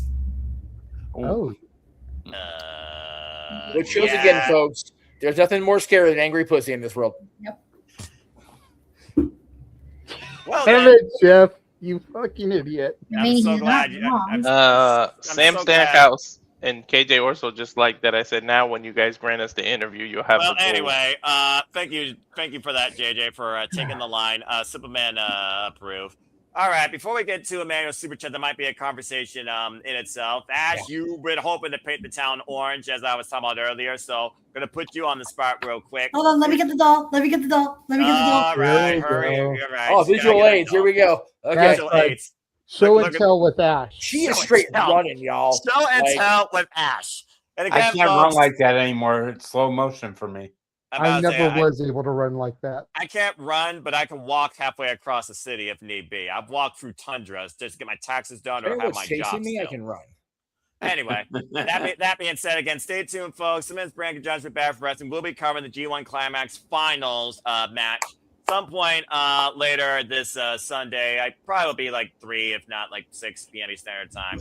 But I mean, I don't have to even ask you, Ash, who you're hoping to see win, so I don't even have to put you on the spot. We're gonna paint the town orange, motherfuckers. Freaking young punk. Yes. Wouldn't expect anything less from her. But I had to get her, of course, to share her baddie take on that because but the better version of a terrible towel, I suppose. Anyway, good luck to Rhea, Oiwa, and Uya Marin. Stay tuned, folks, for our coverage. And next little session, we'll have our own baddie outtake on the G1 Climax. Figured I'd bring that up a little bit, considering everybody's getting involved here. Everyone's got their own outlooks on wrestling and their own passions and their own creatures. So how to get Also, Ash's. I don't mind a good heat storm either, so I'm okay with either. I mean, either way, we're in for our first time winners, so we both win. Again, New Japan actually pushing the next generation. Why? We're trying to see if someone actually evolves, but NXT might actually give some hope for the future. And we'll see if Raw can follow suit what SmackDown's been doing lately with this rising crop of talent, especially the women's division, as well as a better continuous show across the board. And we'll see if they can keep following suit. That being said, thank you, Ash. All right, well, that being said, let's go ahead and look at Emmanuel's super chat here. Everyone could give like a piece to this because I feel like here we have our own booking room that's better than the entire production staff of WWE. Emmanuel with $2 super chat and keyword $2, so let's not try and go all night. Garnett, your dream commentators in a 4-hour show. So AEW pay-per-view. Okay, so let's see here. Good evening, my board. Let's go ahead and put down now what we're going to produce for the show. So, of course, the voices here. I mean, thinking about current voices today. It's hard to argue, of course, what Michael Cole has brought forward and trying to connect every audience, both casual and hardcore. But I think about voices of wrestling that also captivate with an energy unlike any other. If I can book the show in Canada, Maranello. So I have Maranello as my play-by-play guy. As far as color, you need somebody that brings that balance of their own personality, as well as an outlook and dynamic of the characters. I honestly, right now, either would put Matthew Raywat or Don Callis in that spot, because I do believe there's a better outlook on a wrestling show with 2 people in a booth than 3, unless you truly can make 3 work, with one being a babyface focus analyst and a heel face focus analyst, while not overshadowing the play-by-play guy. So that's my outlook on the commentary. Now, as far as, of course, talent here, thinking about, key dynamics that you want to see compete maybe in the ring for the first time ever, the outlook of the card. Ash, what is one of those technical outcome matches you haven't seen yet that you would love to see in wrestling? Sorry, could you repeat that? What's a match you want to see in wrestling with your love for the bloody techers? What's a match you haven't seen yet that would scream that, why is this happening yet? I would book it on this show. With 92 people. Oh, that's a good question. That's a really good question. Shit, I can't think of any right now. Like, for me, if I were like talking commentators, you gotta put Nigel McGuinness on there. Like, goddamn, because he's like my favorite part of Collision. That's fair. Young talk. I'll go wrestle. I'll take Nigel McGuinness all day as long as he's not having those frosty tips anymore. Okay, I don't need another freaking Guy Fieri hairstyle. Right? Like, I'm just gonna put it out there. Like, god damn, did Nigel McGuinness get better with age? Well, again, age is just a number, but that's also an outlook right there. So, all right.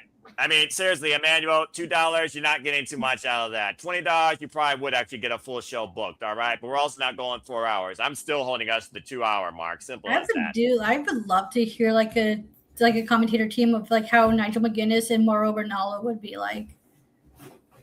just book it for the freaking O2 in Glasgow, why don't you? Of course, Glasgow, Scotland will play to the blind matches we'll see for the Continental Cup. And now we know we have Kyle Castagnoli, John Moxley, Kyle O'Reilly, Nigel McGuinness, maybe, freshly squeezed Orange Cassidy, Eddie Kingston.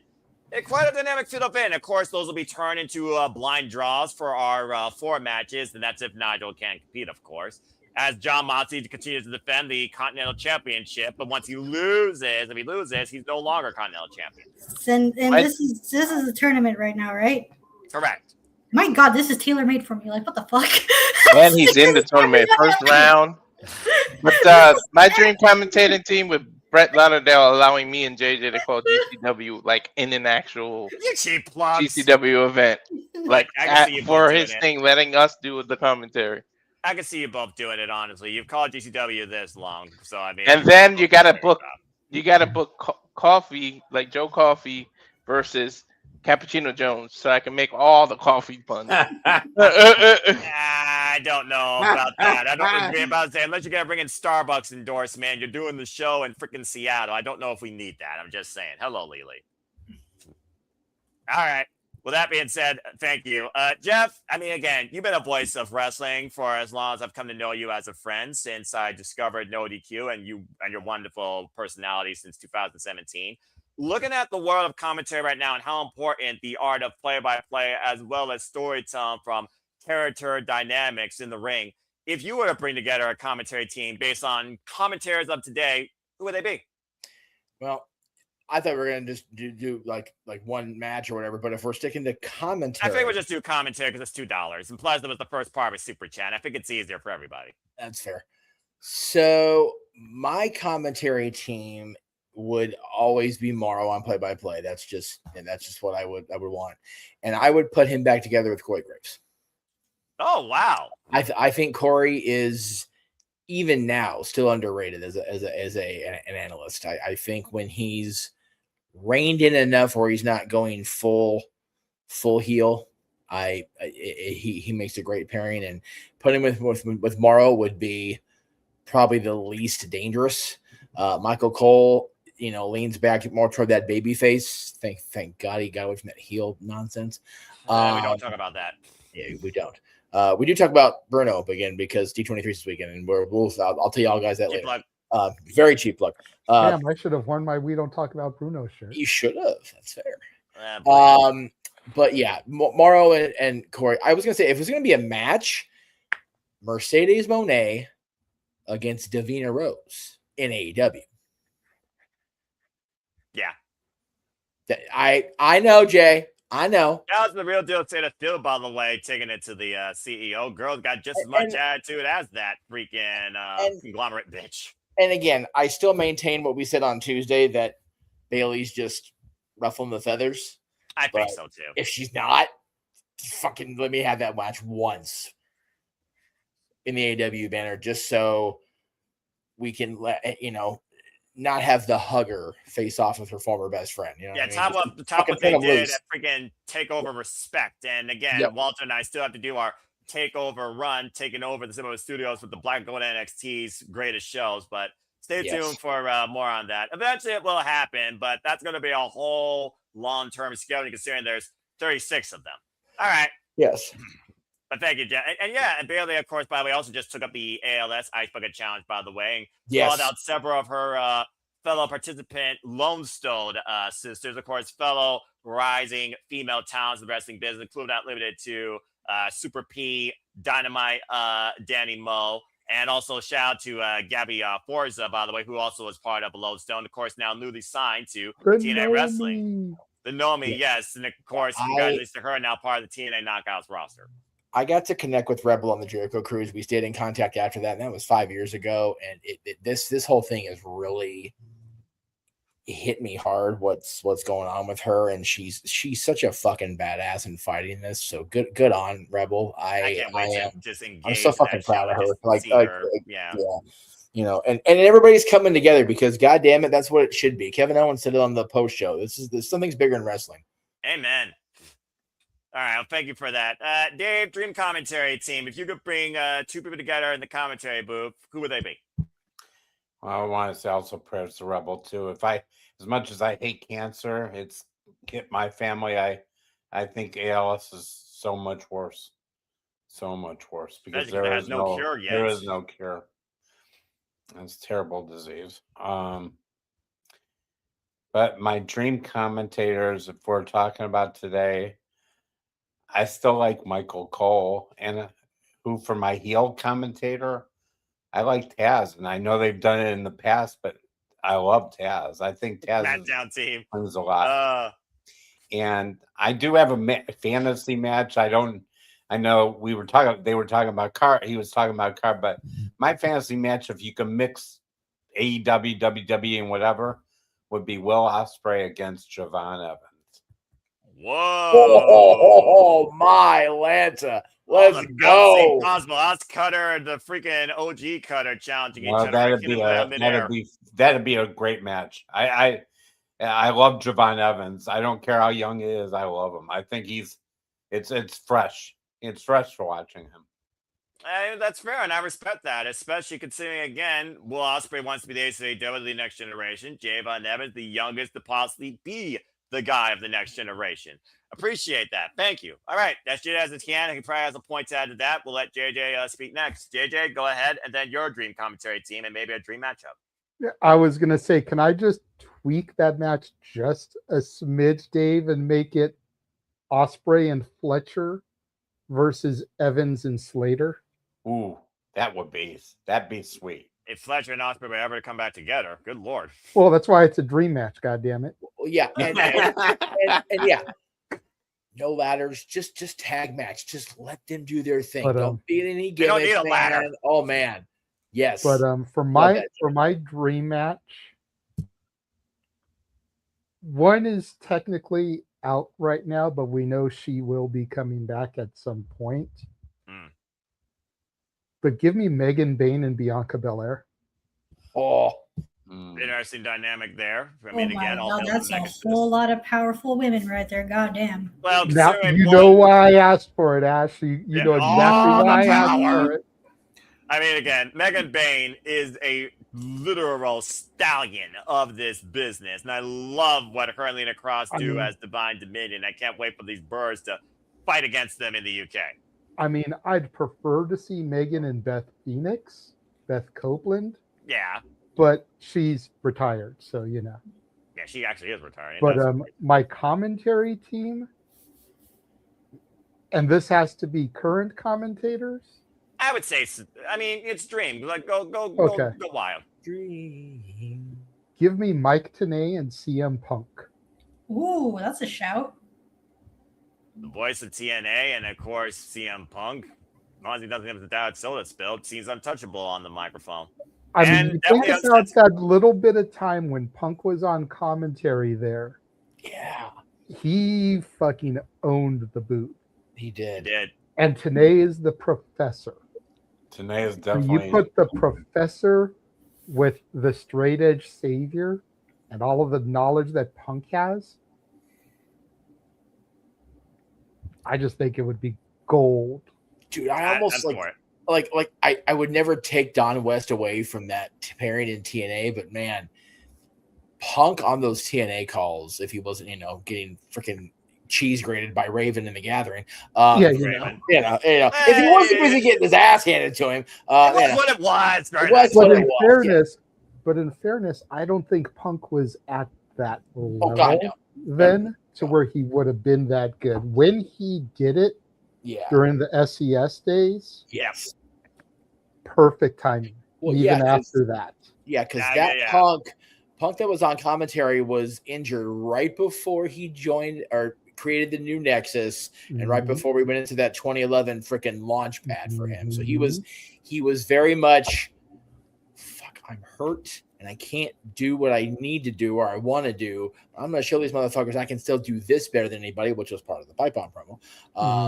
Yeah, dude, and he was ready. He was ready to have that mic turn on and like, all right, let's go. So yeah, that CM Punk and Mike Tenay, fuck yeah, dude. Yeah, Derek, comment on that real quick, saying like CM Punk's commentary work on NXT season 3, so underrated. So underrated. Yeah. I To will be say fair- this: NXT season 3 in its entirety is underrated because, oh my god, as bad as Yeah. that show was, there was some hidden gems on that show. No, Now yeah. you're just talking about the wrestlers either. No, NXT when it was still a competition show, you've gotta weed through the caca, but some of it's really good. I endured everything about that, and I can attest to the hidden gems that did come out of that. When it That came was to the Fat Boys mentor, NXT. the mentor competitor dynamic. Oy vey. And I only say that because it was more like a reality competition. It was knows a reality Fat Boy- competition. No, and There's a anybody reason that why it's knows referred to Fat as Boy, Game Show NXT. if anybody knows Stat Boy, they know how much he loved his reality shows. Yeah. That's why that was Stat Boy's NXT. Not really, but I'm just making a joke because we I know get it. your NXT and my NXT. That was his NXT. I get it.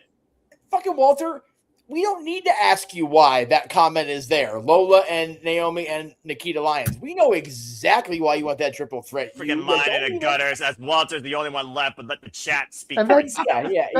Yeah. That's not We don't really need to a ask. dream We match know because why. that can actually happen. It can.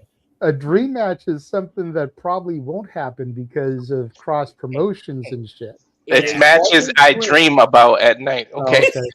Fair enough. Booty, Fair enough. booty everywhere. And you'll probably be dreaming about that one on the couch tonight because Lee's in the chat. So And now he's dreaming. Freaking idiot. All right. Well, anyway, thank you for that little sub-tangent, Emmanuel. And again, the outlook of wrestling, like I said, it really comes down to what can be possible versus what may not be possible. But you never know. Again, never say never really does apply to anything in the wrestling business. We've been shocked and awed before. We're just waiting to see who crosses the line next, who shows up to be all elite, or who somehow rises in the WWE scene that may not be Samoan. Unlike Yeah. Zilla Fatu, who crushed Grayson Waller. So fucking happy for Zilla. He Took was it long one of the enough. Ottawahi boys that was not supposed to make it. Took it long enough. Damn, the damn guy was sitting in my section at freaking SummerSlam in 2024. Fuck right he was. And when I was at Backlash in May, that's all the talk was. Zilla was in Tampa. Zilla was in Tampa. Me, Yep. Gino, and Matthew were saying, "Is he showing tonight? Is he showing?" I finally did. all I'm gonna say is Nostradamus over here. Yeah. Because anybody that was in Monday night's post Raw space, which I'm not sure if you were, Ash, you're probably the only one that would have been. I sadly was not. Okay. They were joking about, oh, and thank you for not mentioning Zilla Fatu to Dylan, who, not your Dylan, who is a guy who loves bringing up, oh, do you think so-and-so is going to debut soon? When is this person going to leave? Contracts, blah, blah, blah. And so I grabbed the microphone. And I was like, all right, well, since you're thanking him for not bringing up Zilla, I'm going to bring him up real quick because he just lost the Crown Jewel title. He did. You've got Grayson Waller and Mike Santana about to go fighting each other. Cruz, Montana, whatever. Yeah, Mike about to say. Santana about to go fighting each other. Both need the victory. Grayson just came back down to NXT. If you want him to be taken seriously, he needs to win. Santana just debuted there. If you want him to be taken seriously as a main eventer, he needs to win. They're fighting each other for contendership. I was like, so what are the odds that Zilla comes in here and screws Santana? Because they've got history going back to House of Glory. Yeah. What happens? Zilla comes in, Super Samoan drop onto Santana, match gets thrown out. I'm like, So, JJ. thank you. So JJ, you had them thanking you or not thanking you, and what you could say was, "You're welcome." What can I say except you're welcome? Non-copyright. You're But welcome. anyway, yeah, Silva 2 is finally in the WWE after so many people talked about what if, when, and he didn't have to show up in a freaking hoodie. He Right. just came out blasting freaking Santana and Waller and screwing that main event. Someone tells Look, me we're when- going to be in for a fatal four-way probably for the NXT Championship now. When Red told him good luck, Karrion Cross style, TikTok. Right? Accurate. Yes. Is it Monday? Is it Tuesday? Is it Wednesday? Is it Friday? Yep. When is it? Because it is coming. Tuesday night. It was And Tuesday there night. he was. The And then Tuesday again- Night Delight, Zilla Fatu, baby. And again, Jay, if y'all want to stop bitching about the bloodline, y'all need to ship them off to China where there's birth control and parenting control. Because as long as they keep fucking, we gonna keep having a bloodline. All right, I'm just saying. And the fact that twins run in their damn family. I'm saying. Well, I still think they're also teasing Enzo too, because for the last like 3 weeks, Wilder keeps calling the damn locker room soft. The fact that he keeps using that word over and over again. So I hope for Cass's sake that Enzo does show up, because right now, man, people are farting in church on Cass, man. It is All he's doing not is happening. attacking mid-Carter. That's all he's doing. It is He's so... not just attacking mid-carders, he's attacking small guys. He's not even going after the problem big with guy that is, mid-carders. on the left there, this is not Brock Lesnar in 2002. This is somebody coming back. Like, Well, it's again, like you're right, though, Jeff. It's a fart in the wind right now because and again, he it's needs another, to be with Cass. It's another problematic storyline thread on Monday Night Raw. Yeah, again, the problems on Raw become the solutions in SmackDown. When one show thrives, the other one freaking just sputters along. And now we got the opposite effect here between Kevin Owens, CM Punk, Randy Orton, Cody Rhodes, the women's division, all three tiers for the championships. Even the mid-card 6-woman feud with Tam Paxley now part of the SmackDown brand, with Charlotte against Jade and her baddies. Ooh, I got another dream match. Ooh, okay. This one's just gonna piss Jeff off though. Oh fuck, here we go. Could I get Mercedes versus Candice LeRae in an exploding ring death match? You're a bastard for that one. Candice is crazy enough to do it. Candice is crazy enough to do it. That sounds like Candice. Okay. So I will allow that, and I'll tell you why. Okay, because the image of fucking Johnny planked in the middle of the ring for no goddamn good reason will pop me for it. Hey, JJ, So I don't know if stupid. you go back, but it sounds like a match from Celebrity Deathmatch. It really I remember does. Celebrity Good Deathmatch. Lord. What the hell? He's trying to kill Monet. I don't think Monet's ever touched a death match in her life. I think he's trying to kill Candice first. First of all, I'm Candice not is trying to hardcore. kill We know she either can handle one of that. them. I'm not trying to kill either one of them. I don't Are you wish sure about death on anybody. You sure about that? I don't Well, wish fool death. me. Noah, I don't wish death on anybody, but I would not shed a tear if either one of them left this realm of existence. I'm just saying. At least their careers. You're a strange, cruel man. But no. I would advocate for that match if the special attraction was Gargano just fucking planked the whole match in the middle of the ring. It's for no goddamn good reason. Since February, I think. I think so too. And you know what? He's getting okay. This is where you get a little like crick in your neck, like ow, with the WWE. He's more over than he ever fucking was, and it's like, no. You know what's gonna be funny when Sammy snaps more. Gargano, When Sammy I'm gonna snaps more, and he blames Gargano, and he drops him off with that plank, and they'll probably wake him up. Right, JJ. I'm gonna steal Psycho Jet Black for a second. Planking Johnny Gargano is more over than Austin Theory. And speaking of chats, we'll go ahead. Safed's chats. Go ahead. Yes. Go ahead. Damn it. You're both wrong on so many levels for that. I don't care what anyone tells me. Sky Blue was born hardcore out of the womb. Sky Blue and Candace the freaking. I love the Ray Sky right. Blue. Oh, we love Sky Blue. Sky Blue and I Candace love Ray right Sky now. It's a Blue. hardcore match I want to see. Yo, hell, I co-sign on that because oh my god, that'd be amazing to watch.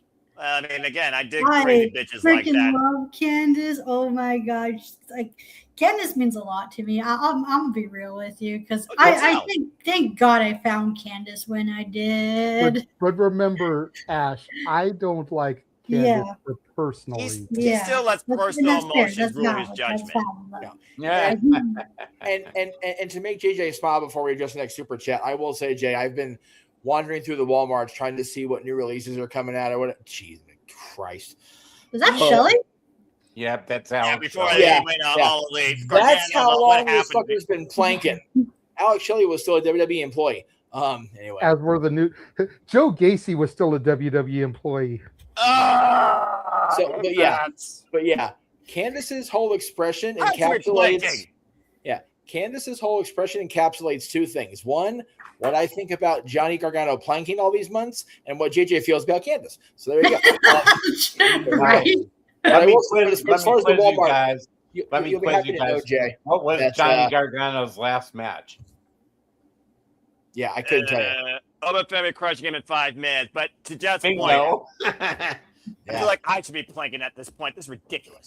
So, but yeah, it's one of those. You go to Walmart, nothing but Candice LeRae and the toy shelves. Nobody's buying her. So there you go. Yeah. She hasn't wrestled. Okay, look. This is the only time I'm gonna say it where it's documented on camera, on timestamp it. If you find it cheap enough on clearance, buy one for me. It's so funny because I did buy two. One of them was for you. So because of our past history with her, I would like to have a figure. Absolutely. Just like I have a figure of the dumb fucks in storage. That's right. Okay, ask my girlfriend to use her Walmart discount for working there. We've got one. I've got an autographed Frankie Kazarian right here in front of me. Yes, you do. I've got a Scorpio Sky in storage. Like, I'm just ready I for would Moose take a figure of her, right, because of our history. Yeah. At least you know. At least you're being continuous. I mean, Yeah, there you go. I'm fair if nothing else. Yeah. Fair. No, I love. If I love put all the- money into the Young Bucks' pockets willingly, Yeah, you did. I can do the same thing for her. Absolutely. And I've said on multiple spaces, I know Ash has heard this. If they ever release action figures of them in those Sergeant Pepper outfits from All In a couple of years ago, I'm buying multiples. Well, sure. Because I'm keeping one of each in the box. I'm opening one of each.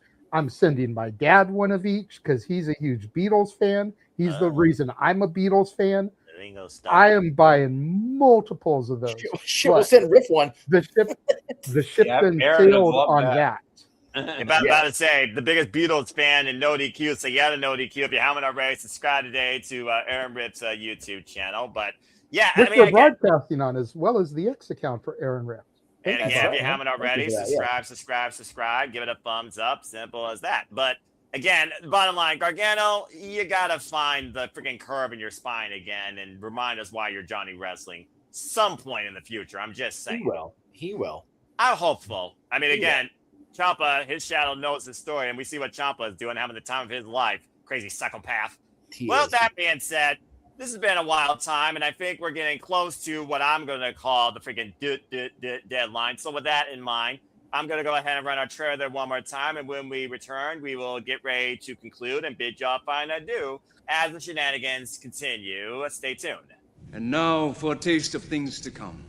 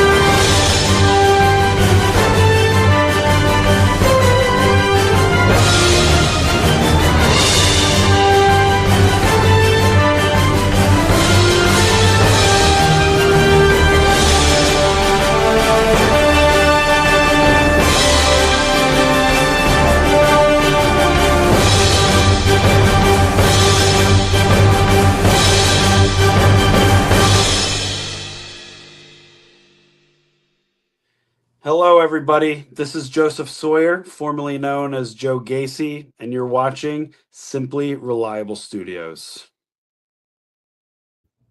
The champ is there. Ba-bump, ba-bump. The champ is there. Indeed. Thank you to Joseph Sawyer again for his time and for that ringing endorsement. Now the new, of course, GCW champion. And as always, the trailer that shows here the Simply Reliable Studios, we truly encompass, embrace, celebrate, pontificate, analyze, criticize, react to all the wrestling. And welcome back in here to say Shenanigans as we get ready to wrap up and approach our conclusion. Again, I've been the host for this evening's freelance conversation of fuckery, but it's actually been quite enjoying with the regular wrestling JJ Williams, Jeff Meacham, Dave Scheffler, our Canadian friend Ash, and Mr. Reliable Walter Cruz.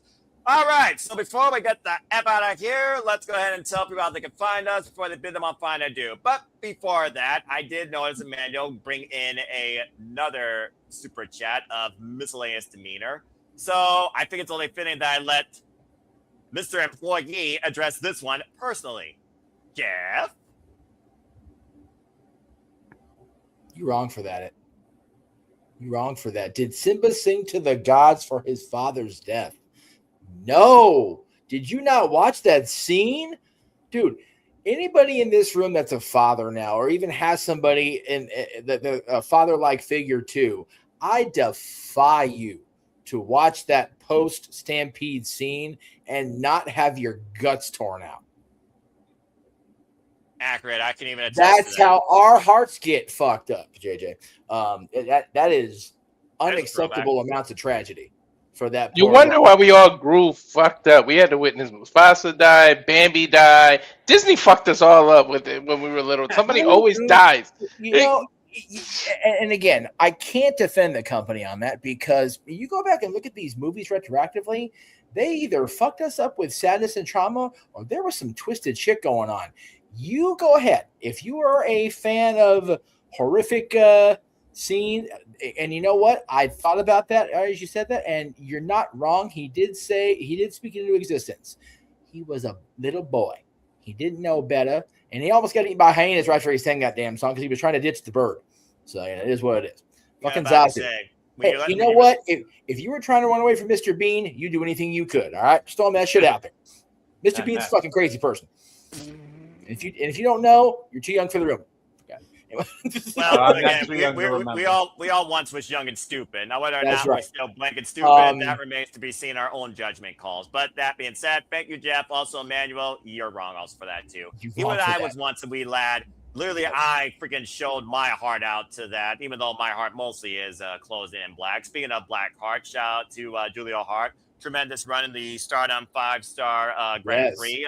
8 points overall, 4 wins, 1 loss. Got her last win via submission with the Heartless submission hold. I love the fact that AEW really allows their talent to explore themselves as wrestlers and characters with their partners with these excursion calls and the likes of Pro Wrestling Eve, where Sky Blue looks to go hardcore and looks for a title there in August. Stay tuned for more on that, Eve vs. the World, right here on YouTube and Pro Wrestling Eve. And Julia Hart right now has been on excursion through Stardom's grand tournament of the year. Tremendous run. Well, that being said, this also has been a great run of a random call. Truly goes to show you can bring a wrestling conversation out of nothing. Let's go ahead and get the F out of here because there you go. Thank you, JJ. Let's go ahead and get the F out of here because I'm tired as F and I got more important things to think about outside New Japan Pro Wrestling, including church in the morning. Thank you all so much. Dave, been a pleasure. Glad you were part of the Shenanigans. I hope that it's not your only time. You're welcome here as far as I'm concerned, whether I'm host and whether JJ is moderating. Birdman, tell where the people can find you. Well, you can find me on Facebook. You can find me on No DQ, our sister station, with our buddy Aaron, who's been nice enough to lend some other people's his personal YouTube channel, and we appreciate him, and it's gotten us all together, and I've gotten to meet all you wonderful people, and now getting to meet recently Ash out of the Simply Reliable Studios. It's been a pleasure, and you can find me also on Mean Gino, Major Push Wrestling on Wednesday nights. He does a great job. He's building a good station with his show, and again, I appreciate you guys having me and getting to test out my new little system here with my new MacBook, and at least it worked. And there's no virtue, as they say on No DQ, no virtue awards tonight. Yeah, you were working 100% proficiently, so congratulations and shout out to our friend Papadino at the Papadino Network. Subscribe today, Papadino 0017, where he brings the major push in and out of wrestling to Rocket League, or brings his own breakdowns on prediction leagues with me. Cheers, brother. And again, congrats on the engagement. Thank you, Dave. All right, Ash. Again, we're not calling the G1 Climax Finals together, but we will offer our own daddy outtake on the next simple session. I'm looking forward to that and challenging your Monopoly knowledge. But outside of that, where can people find you in and out of the spaces and what you've been up to? You can find me on X, the app formerly known as Twitter, at ShadowBadAsh. Sometimes in the spaces. Like, I'm not always in the spaces, but I'm actually starting to talk a lot more in the spaces. So you can catch me there. And subscribe to my YouTube channel at Batty for Wrestling. Don't be a dickhead. Dickhead. All right. Thank you so much for that. I look forward to our next conversation. All right.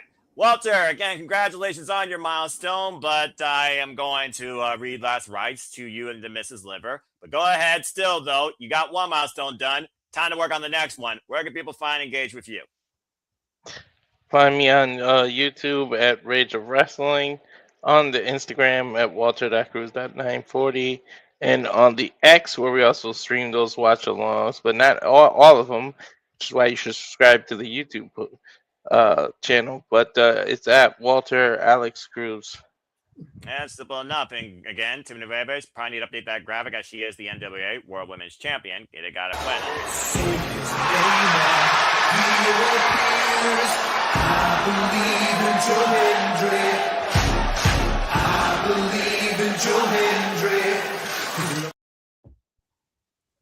Damn it. Every week. Every effing week, you sons of bitches. I'm going to reboot 10 minutes. I'm this close to cutting myself off this feed. I didn't do that. Do it. He said he was going to reboot. Yeah, he said he got a reboot. Anyway, you're lucky I'm going to stay around at least for the conclusion. That being said, JJ, while you push that button, I'm sure, let's go ahead and plug Jeff first and foremost, your brother in crime in the wrestling business, who works in the magical place on the planet, controversial or not. Jeff, always a pleasure. It's really great engaging with you, whether it's 2, 6, 4, or 5 people at a time. What you been up to and where can people find you? Well, I have the announcements I was going to make. I'm going to go ahead and do those now. I'm going to share a screen because nobody in here has been told about these. So we're going to go ahead and just do them real quick here as best we can, one at a time. Okay. So beginning in January, the Jeff Meacham Network is back under production, folks. Fridays, Meech at the Movies will be a thing. As I've told a few of you, JJ and Aaron have compiled a list from me over the years of movies I haven't seen, and they go, why? So we're going to go see those movies. So, and we're going to review them in the vein of Renegades reviews with my own personal spin, if you will. That'll be Meet You the Movies on Fridays coming up, beginning the first Friday I'm available, because New Year's Day, I'll probably be at the House of Mouse, if we're going to be honest. These will not necessarily be live. Let me keep that in mind also. Mondays in January, beginning that first Monday of January, which is January 4th, we're going to have another show that's going to be on the Jeff Meacham Network that I've been wanting to try. I finally got to move out doing my own thing, and I'm cooking a lot. I'm not going to use this kitchen because if I use this kitchen, I'll get tossed out back on my ass. However, there are recipes that I get to partake in all the time at the parks from our official Disney Parks cookbook. And I'm going to share my experiences of prepping and dining on those meals coming up in January. So meals from the magic, prepping parks plates at home. And then on Wednesdays, in a show that will also be broadcast on the Aaron Rift YouTube channel, I assure you, it is absolutely 100% not talk wrestling. Again, it is absolutely 100% not talk wrestling. Okay. And it'll be on Wednesdays, beginning January 6th. 100% absolutely not talk wrestling. I love that. I love that. I assure you, it is not talk wrestling. It's not talk wrestling. And of course, you can always find me on the No DQ channel. You can find me on the Greg Cherry brand whenever we get back underway. You can find me here with you crazy people here in the Simply Reliable Studios. And I don't know why it's not working. I'm trying. We're going to try that again. Oh, wait, I know why. Because I'm stupid. I don't know how to paste. There it is. You can find me at _Jeff Meacham on Twix, on Instagram, and on Threads. It is not Talk Wrestling. You stop that. Again, it is absolutely 100% not Talk Wrestling, beginning January 6th. There you go. I love that title. That is so bottom great. line, I'm bored off my ass when I'm not at work. If I'm being real, I gotta keep the brain moving. Mine again, I'm having it right now. Words fail me as I get older, and it's very much hereditary in my family. So I got to keep myself engaged.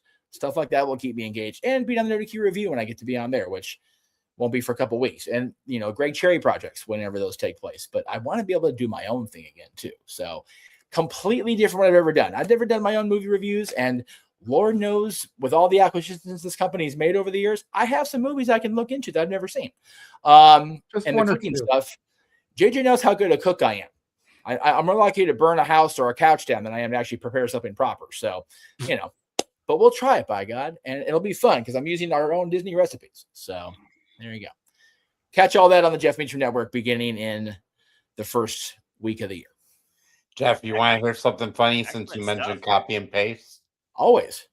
Well, back when I started in the call center I work at now. I was working in claims. I'd never worked in a call center before. I was a bank teller. And so I didn't do much, So when I worked in the call center, I had 30 systems to work with. And I kept saying, how do you go faster? Somebody said, well, copy and paste that. You know what I said to them? I said, what the hell is that? Oh, wow. I had every 20-something in the whole department laughing at me for that one comment. Hey, Dave, if JJ's favorite, if one of my favorites, Roddy Piper, taught us anything, it's old school is cool, brother. And you fucking stick to it. You learn as you go in this day in life. But also, Jeff, as you're learning more about what you're capable of outside work, more power to you. And again, I have nothing against people having trouble with words. There's a reason why I say words are hard. Get the shirt, shopEminentCaitlin.com. Because my mom also struggled with her words, and she's a stroke survivor, but she still does the best that she can. And again, going back to Rebel, ALS affects not only your spinal cord, it affects your nervous system as well, which also affects speech and recognition. So again, to Rebel that's championing this fight for a cure for others, where there may not be necessarily a cure for her, but damn it, she's going to do whatever she can to campaign for this all the way to the end. God bless her. So again, all the best to you and those new ventures. Thank you. And I will say at the first of the year, if things line up, I'll have another announcement about a particular milestone anniversary coming up in October of next year. So keep that in mind. But that's just a little teaser I'm going to throw out there. Some of you have heard about this. I'm gonna share it with JJ off air because I'm going to tell y'all I'm going to share it with JJ just to be an asshole and tease. But yeah, we'll be talking more about it as the weeks and months come along. Well, again, if you can't tease your own brother in this life, who can you tease? That being said, thank you, Jeff. And from one brother to another. JJ, always a pleasure. Always happy to do this for you, even in my very semi-comatose state, where, again, you were lucky to get me to wake up on time. But always do what I got to do. And I know you always got to do what you got to do. Where can the people find and engage with you? And again, what have you been up to? I love it. Well, first things first, you can find me and all of my brethren and sisters. Yes. Unaccredited university.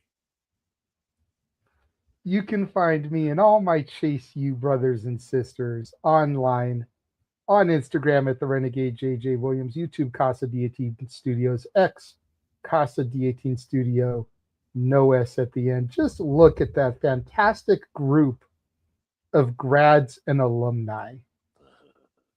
You can also follow us at the Simply Reliable Studios on the X at SR Studios 2024. Your boy has been hard at work networking. You know, as some of you know, a week ago, I was at a wrestling show for Valor Pro Wrestling. reconnected with a very old friend of ours, one Mikey O'Shea, was at that show up here in the high desert, just down Hesperia Road from your sister's house. That's a big drive for Uncle Mikey O'Shea. Well, thankfully he was rolling with a gentleman by the name of Legend Daryl, whose white vehicle was very White Rangered out. Yes. So, our very own Pink Ranger would probably adore his car because he had like the Falcon Zord inside, the Tiger Zord power coin on the hood, all kinds of Power Ranger details on the car, like wearing Red Ranger tights to wrestle in, which I felt was odd considering his car was all White Ranger. He's wearing Red Ranger, like, keep with the shtick, my guy. Like, let's wear the White Ranger shit. But yeah, connected with our old buddy Mikey O'Shea last week. This past Thursday, those of you that followed my Instagram stories saw that I was at the Santino Brothers wrestling show. Got to connect with Mongol Santino. Got to reconnect with Pinky Santino, who has lost a ton of weight. He has. He looks tremendous. Good for him. I told him after the show, I was like, bro, if I knew you were still doing shit with these shows, I would have worn my old Nobody's shirt. Right? Jeff knows what I'm talking about. Everyone else is going to be clueless, but Pinky Santino used to run a emo stable called the Nobodies. Yes. And I was kind of an honorary member. I had, for a show, I had the pink handprint on my face like they all used to do. Yep. One of the guys actually did it to me. I was wearing the shirt. They did the handprint, the whole nine. But good seeing Pinky. Oh, Jeff dropped and re-entered. Oh. Computer's dying. Gotcha. But had to move quick. While at that show, I communicated with and networked with quite a few people. Oh, good. So, as mentioned earlier, this coming Tuesday, Manuel Fabian, the president of Future of Women's Wrestling, will be joining us for an interview. Nice. On September 1st, Tuesday, Simone Williams will be joining us for an interview. Love that. On Wednesday, September 2nd, so yes, that is back-to-back days, folks. The Pro Wrestling Symphony champion, Colby Carter, will be joining us. Very nice. On Thursday, September 10th, which will be the day before the next Santino show, referee JC Minray will be joining us. I'm not sure if I pronounced that right. Apologies if I did not. But we're actually going to get to talk to a zebra on the show. Love that. I also am in communication with Karma. No, not Awesome Kong Karma. But there is another wrestler named Karma out here from Puerto Rico. She's who I've been communicating with throughout the evening, trying to set up a day. She is on her way back from a show in San Diego and is going to get back to me on the date once she gets home and can check her calendar. Ash, I think you'll like Simone. She's an Aussie. Australia. I know how much you love your Aussies. That I do. Robbie Eagles, Madison Evils, the Iconic, Step to Lander. The list goes on and on. Mm-hmm. I also, thanks to a tweet that was put out by a certain individual and commented on by a good friend of ours and two-time interviewee, Ed Laredo at Ed in San Antonio, I got an email back from Mr. Brian Alvarez and we will be getting an interview with him about his new book. I am just waiting for a confirmation of date. Nice. And then I have also been communicating with the manager of a certain, let me see, how can I describe this person? I believe the best way to describe this young lady would be an undeniable diamond. And once those details get worked out, we will be having her as a guest on the show. Okay, then. So, yeah, your boy has been busy. And the work never stops, just like the wrestling business. On top of all of that, as mentioned, we will be sponsoring Top Tier Jasmine Allure this Saturday at Future of Women's Wrestling. We will be sponsoring Colby Carter's title defense at Pro Wrestling Symphony next month. So, yeah, be on the lookout for all of that. And so much more here at the Super Larva Studios at SR Studio 2024.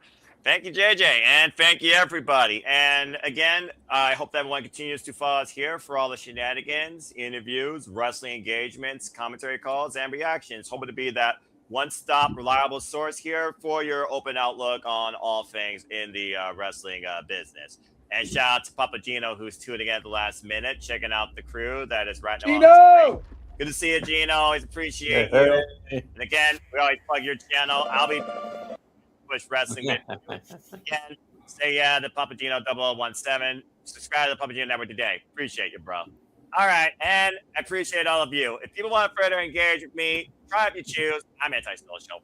Find me if you can at Imposter1916 on the X and on YouTube. For I am nothing more but a simple man and a lifelong fan of. Come on, bro. Okay, I won't. Professional wrestling, damn it. And again, stay tuned for everything that's ahead this week outside the Simmons brand, Batting for Wrestling, and everyone here at the Super Studios. As I thought about before, I will be doing a retroactive watch along of the G1 Climax Finals match later today, exclusively at Simmons brand and Batting for Wrestling. Following down the next simple session, again, good luck, Ash. We will have our own Natty outtake on this year's G1 Climax, our MVP, our least favorite performer, best technical, and of course, strongest fighting spirit and overall thoughts on the winner, as well as some other stuff on our latest conversation. So stay tuned for more on that in the next session in conjunction at Batting for Wrestling, some men's brand. Date and time to be determined. As you've heard this upcoming weekend, yes, Jade, I see your hand. What you got to say real quick? I just wanted to say real quick, since Gino joined the chat, I wanted to mention, go check out this past week's Major Push Wrestling. Papa Gino, Dave, myself, and our very own Nick Ferrantes made his debut on Major Push Wrestling. Check that out on Papa Gino's channel. Nice. Very nice. Cheap plug. Hopefully you didn't act too much like an idiot. All right. No. He was a good boy. Nick did great. That's a rarity. All right. Thank you, JJ. I will say this about. Oh, sorry. I was just saying, I told him that he had to be on his best behavior because Nick really wants to try to get on the review. So I told him, treat Major Push like his audition. Mm-hmm. If you want to get on the review, be on your best behavior on Major Push. Then maybe you can get called up from NXT to the main roster, so to speak. All right. He's leveling up. Yeah, slowly but surely. He's nowhere near the level of Vert Vixen, but that's a whole different conversation. That's another young lady who we've been in touch when trying to get. Yes. Oh, that's nice. Check your emails, lady. All right. Well, hey, good for her. Yeah, She's all right. busy, right? I mean, she's traveling more than any freaking character in a Street Fighter video game. Anyway, thank you, JJ. And Nick, again, try not to act like an idiot sometimes. All right, thank you for that. And again, as I was for acting like an idiot, though. Sometimes. I can only take Idiocracy so long, and I never saw the movie either. That being said, stay tuned again for our coverage this week of TNA Lockdown. We'll see how well they use the cage or if they squander it. And stay tuned for our Death Before Dishonor as well as other watch-alongs. And that's all I got to really say for now, is I want to remind and encourage you, there are no winners, no losers, no betters. Just fans' opinions of this past we all share. At the end of the day, support one another, respect each other, protect your mentality too, treasure your families, and just your life. Enjoy professional wrestling. It's truly as simple as that. But with that being said, thank you so much for tuning in to another edition of the Shenanigans. Hope you all enjoyed what truly was a freelance conversation. Just go to the show, you can truly make a conversation out of anything for professional wrestling. Damn it. With anybody. Please like, subscribe, comment, and tell a friend. Hit the bell so it goes live on demand and the channel to the Simple Level Studios or the Aaron Riff YouTube channel. Hit the subscribe button. I assure you, the content, the creativity, the passion, the outlooks, and overall just the individualities are not going to let up anytime soon. What is going to let up now is I'm going to finally bid you all a fine adieu. And as far as your Super Chat manual, I'm the host. We'll save it for next week. I said 2 hours, damn it. I'm sticking to it. You already gave us 1 Super Chat. As JJ and Walter are going to start messing with the buttons. That wasn't me. Or I shoot one of you in the fucking head. Or JJ It was for not me Jeff, this for time. Dave. Yeah, right. I swear, Noah, it wasn't. You're sure But it he wasn't. caught him on the button. Wasn't me. Okay. Very funny. Very freaking funny. Wasn't me. If I had a freaking revolver right now, it would have 6 chambers loaded for freaking 4 of you. For JJ, for Jeff, for Walter, for Ash, for David, the Seminole Foster who endures this family every week. Remind you, make a positive patch in life. Have a good night. And thank you for tuning in to another rousing edition of the Saturday Shenanigans. Have a good night, folks. One of you cut the fucking feed. Arrivederci. Good night.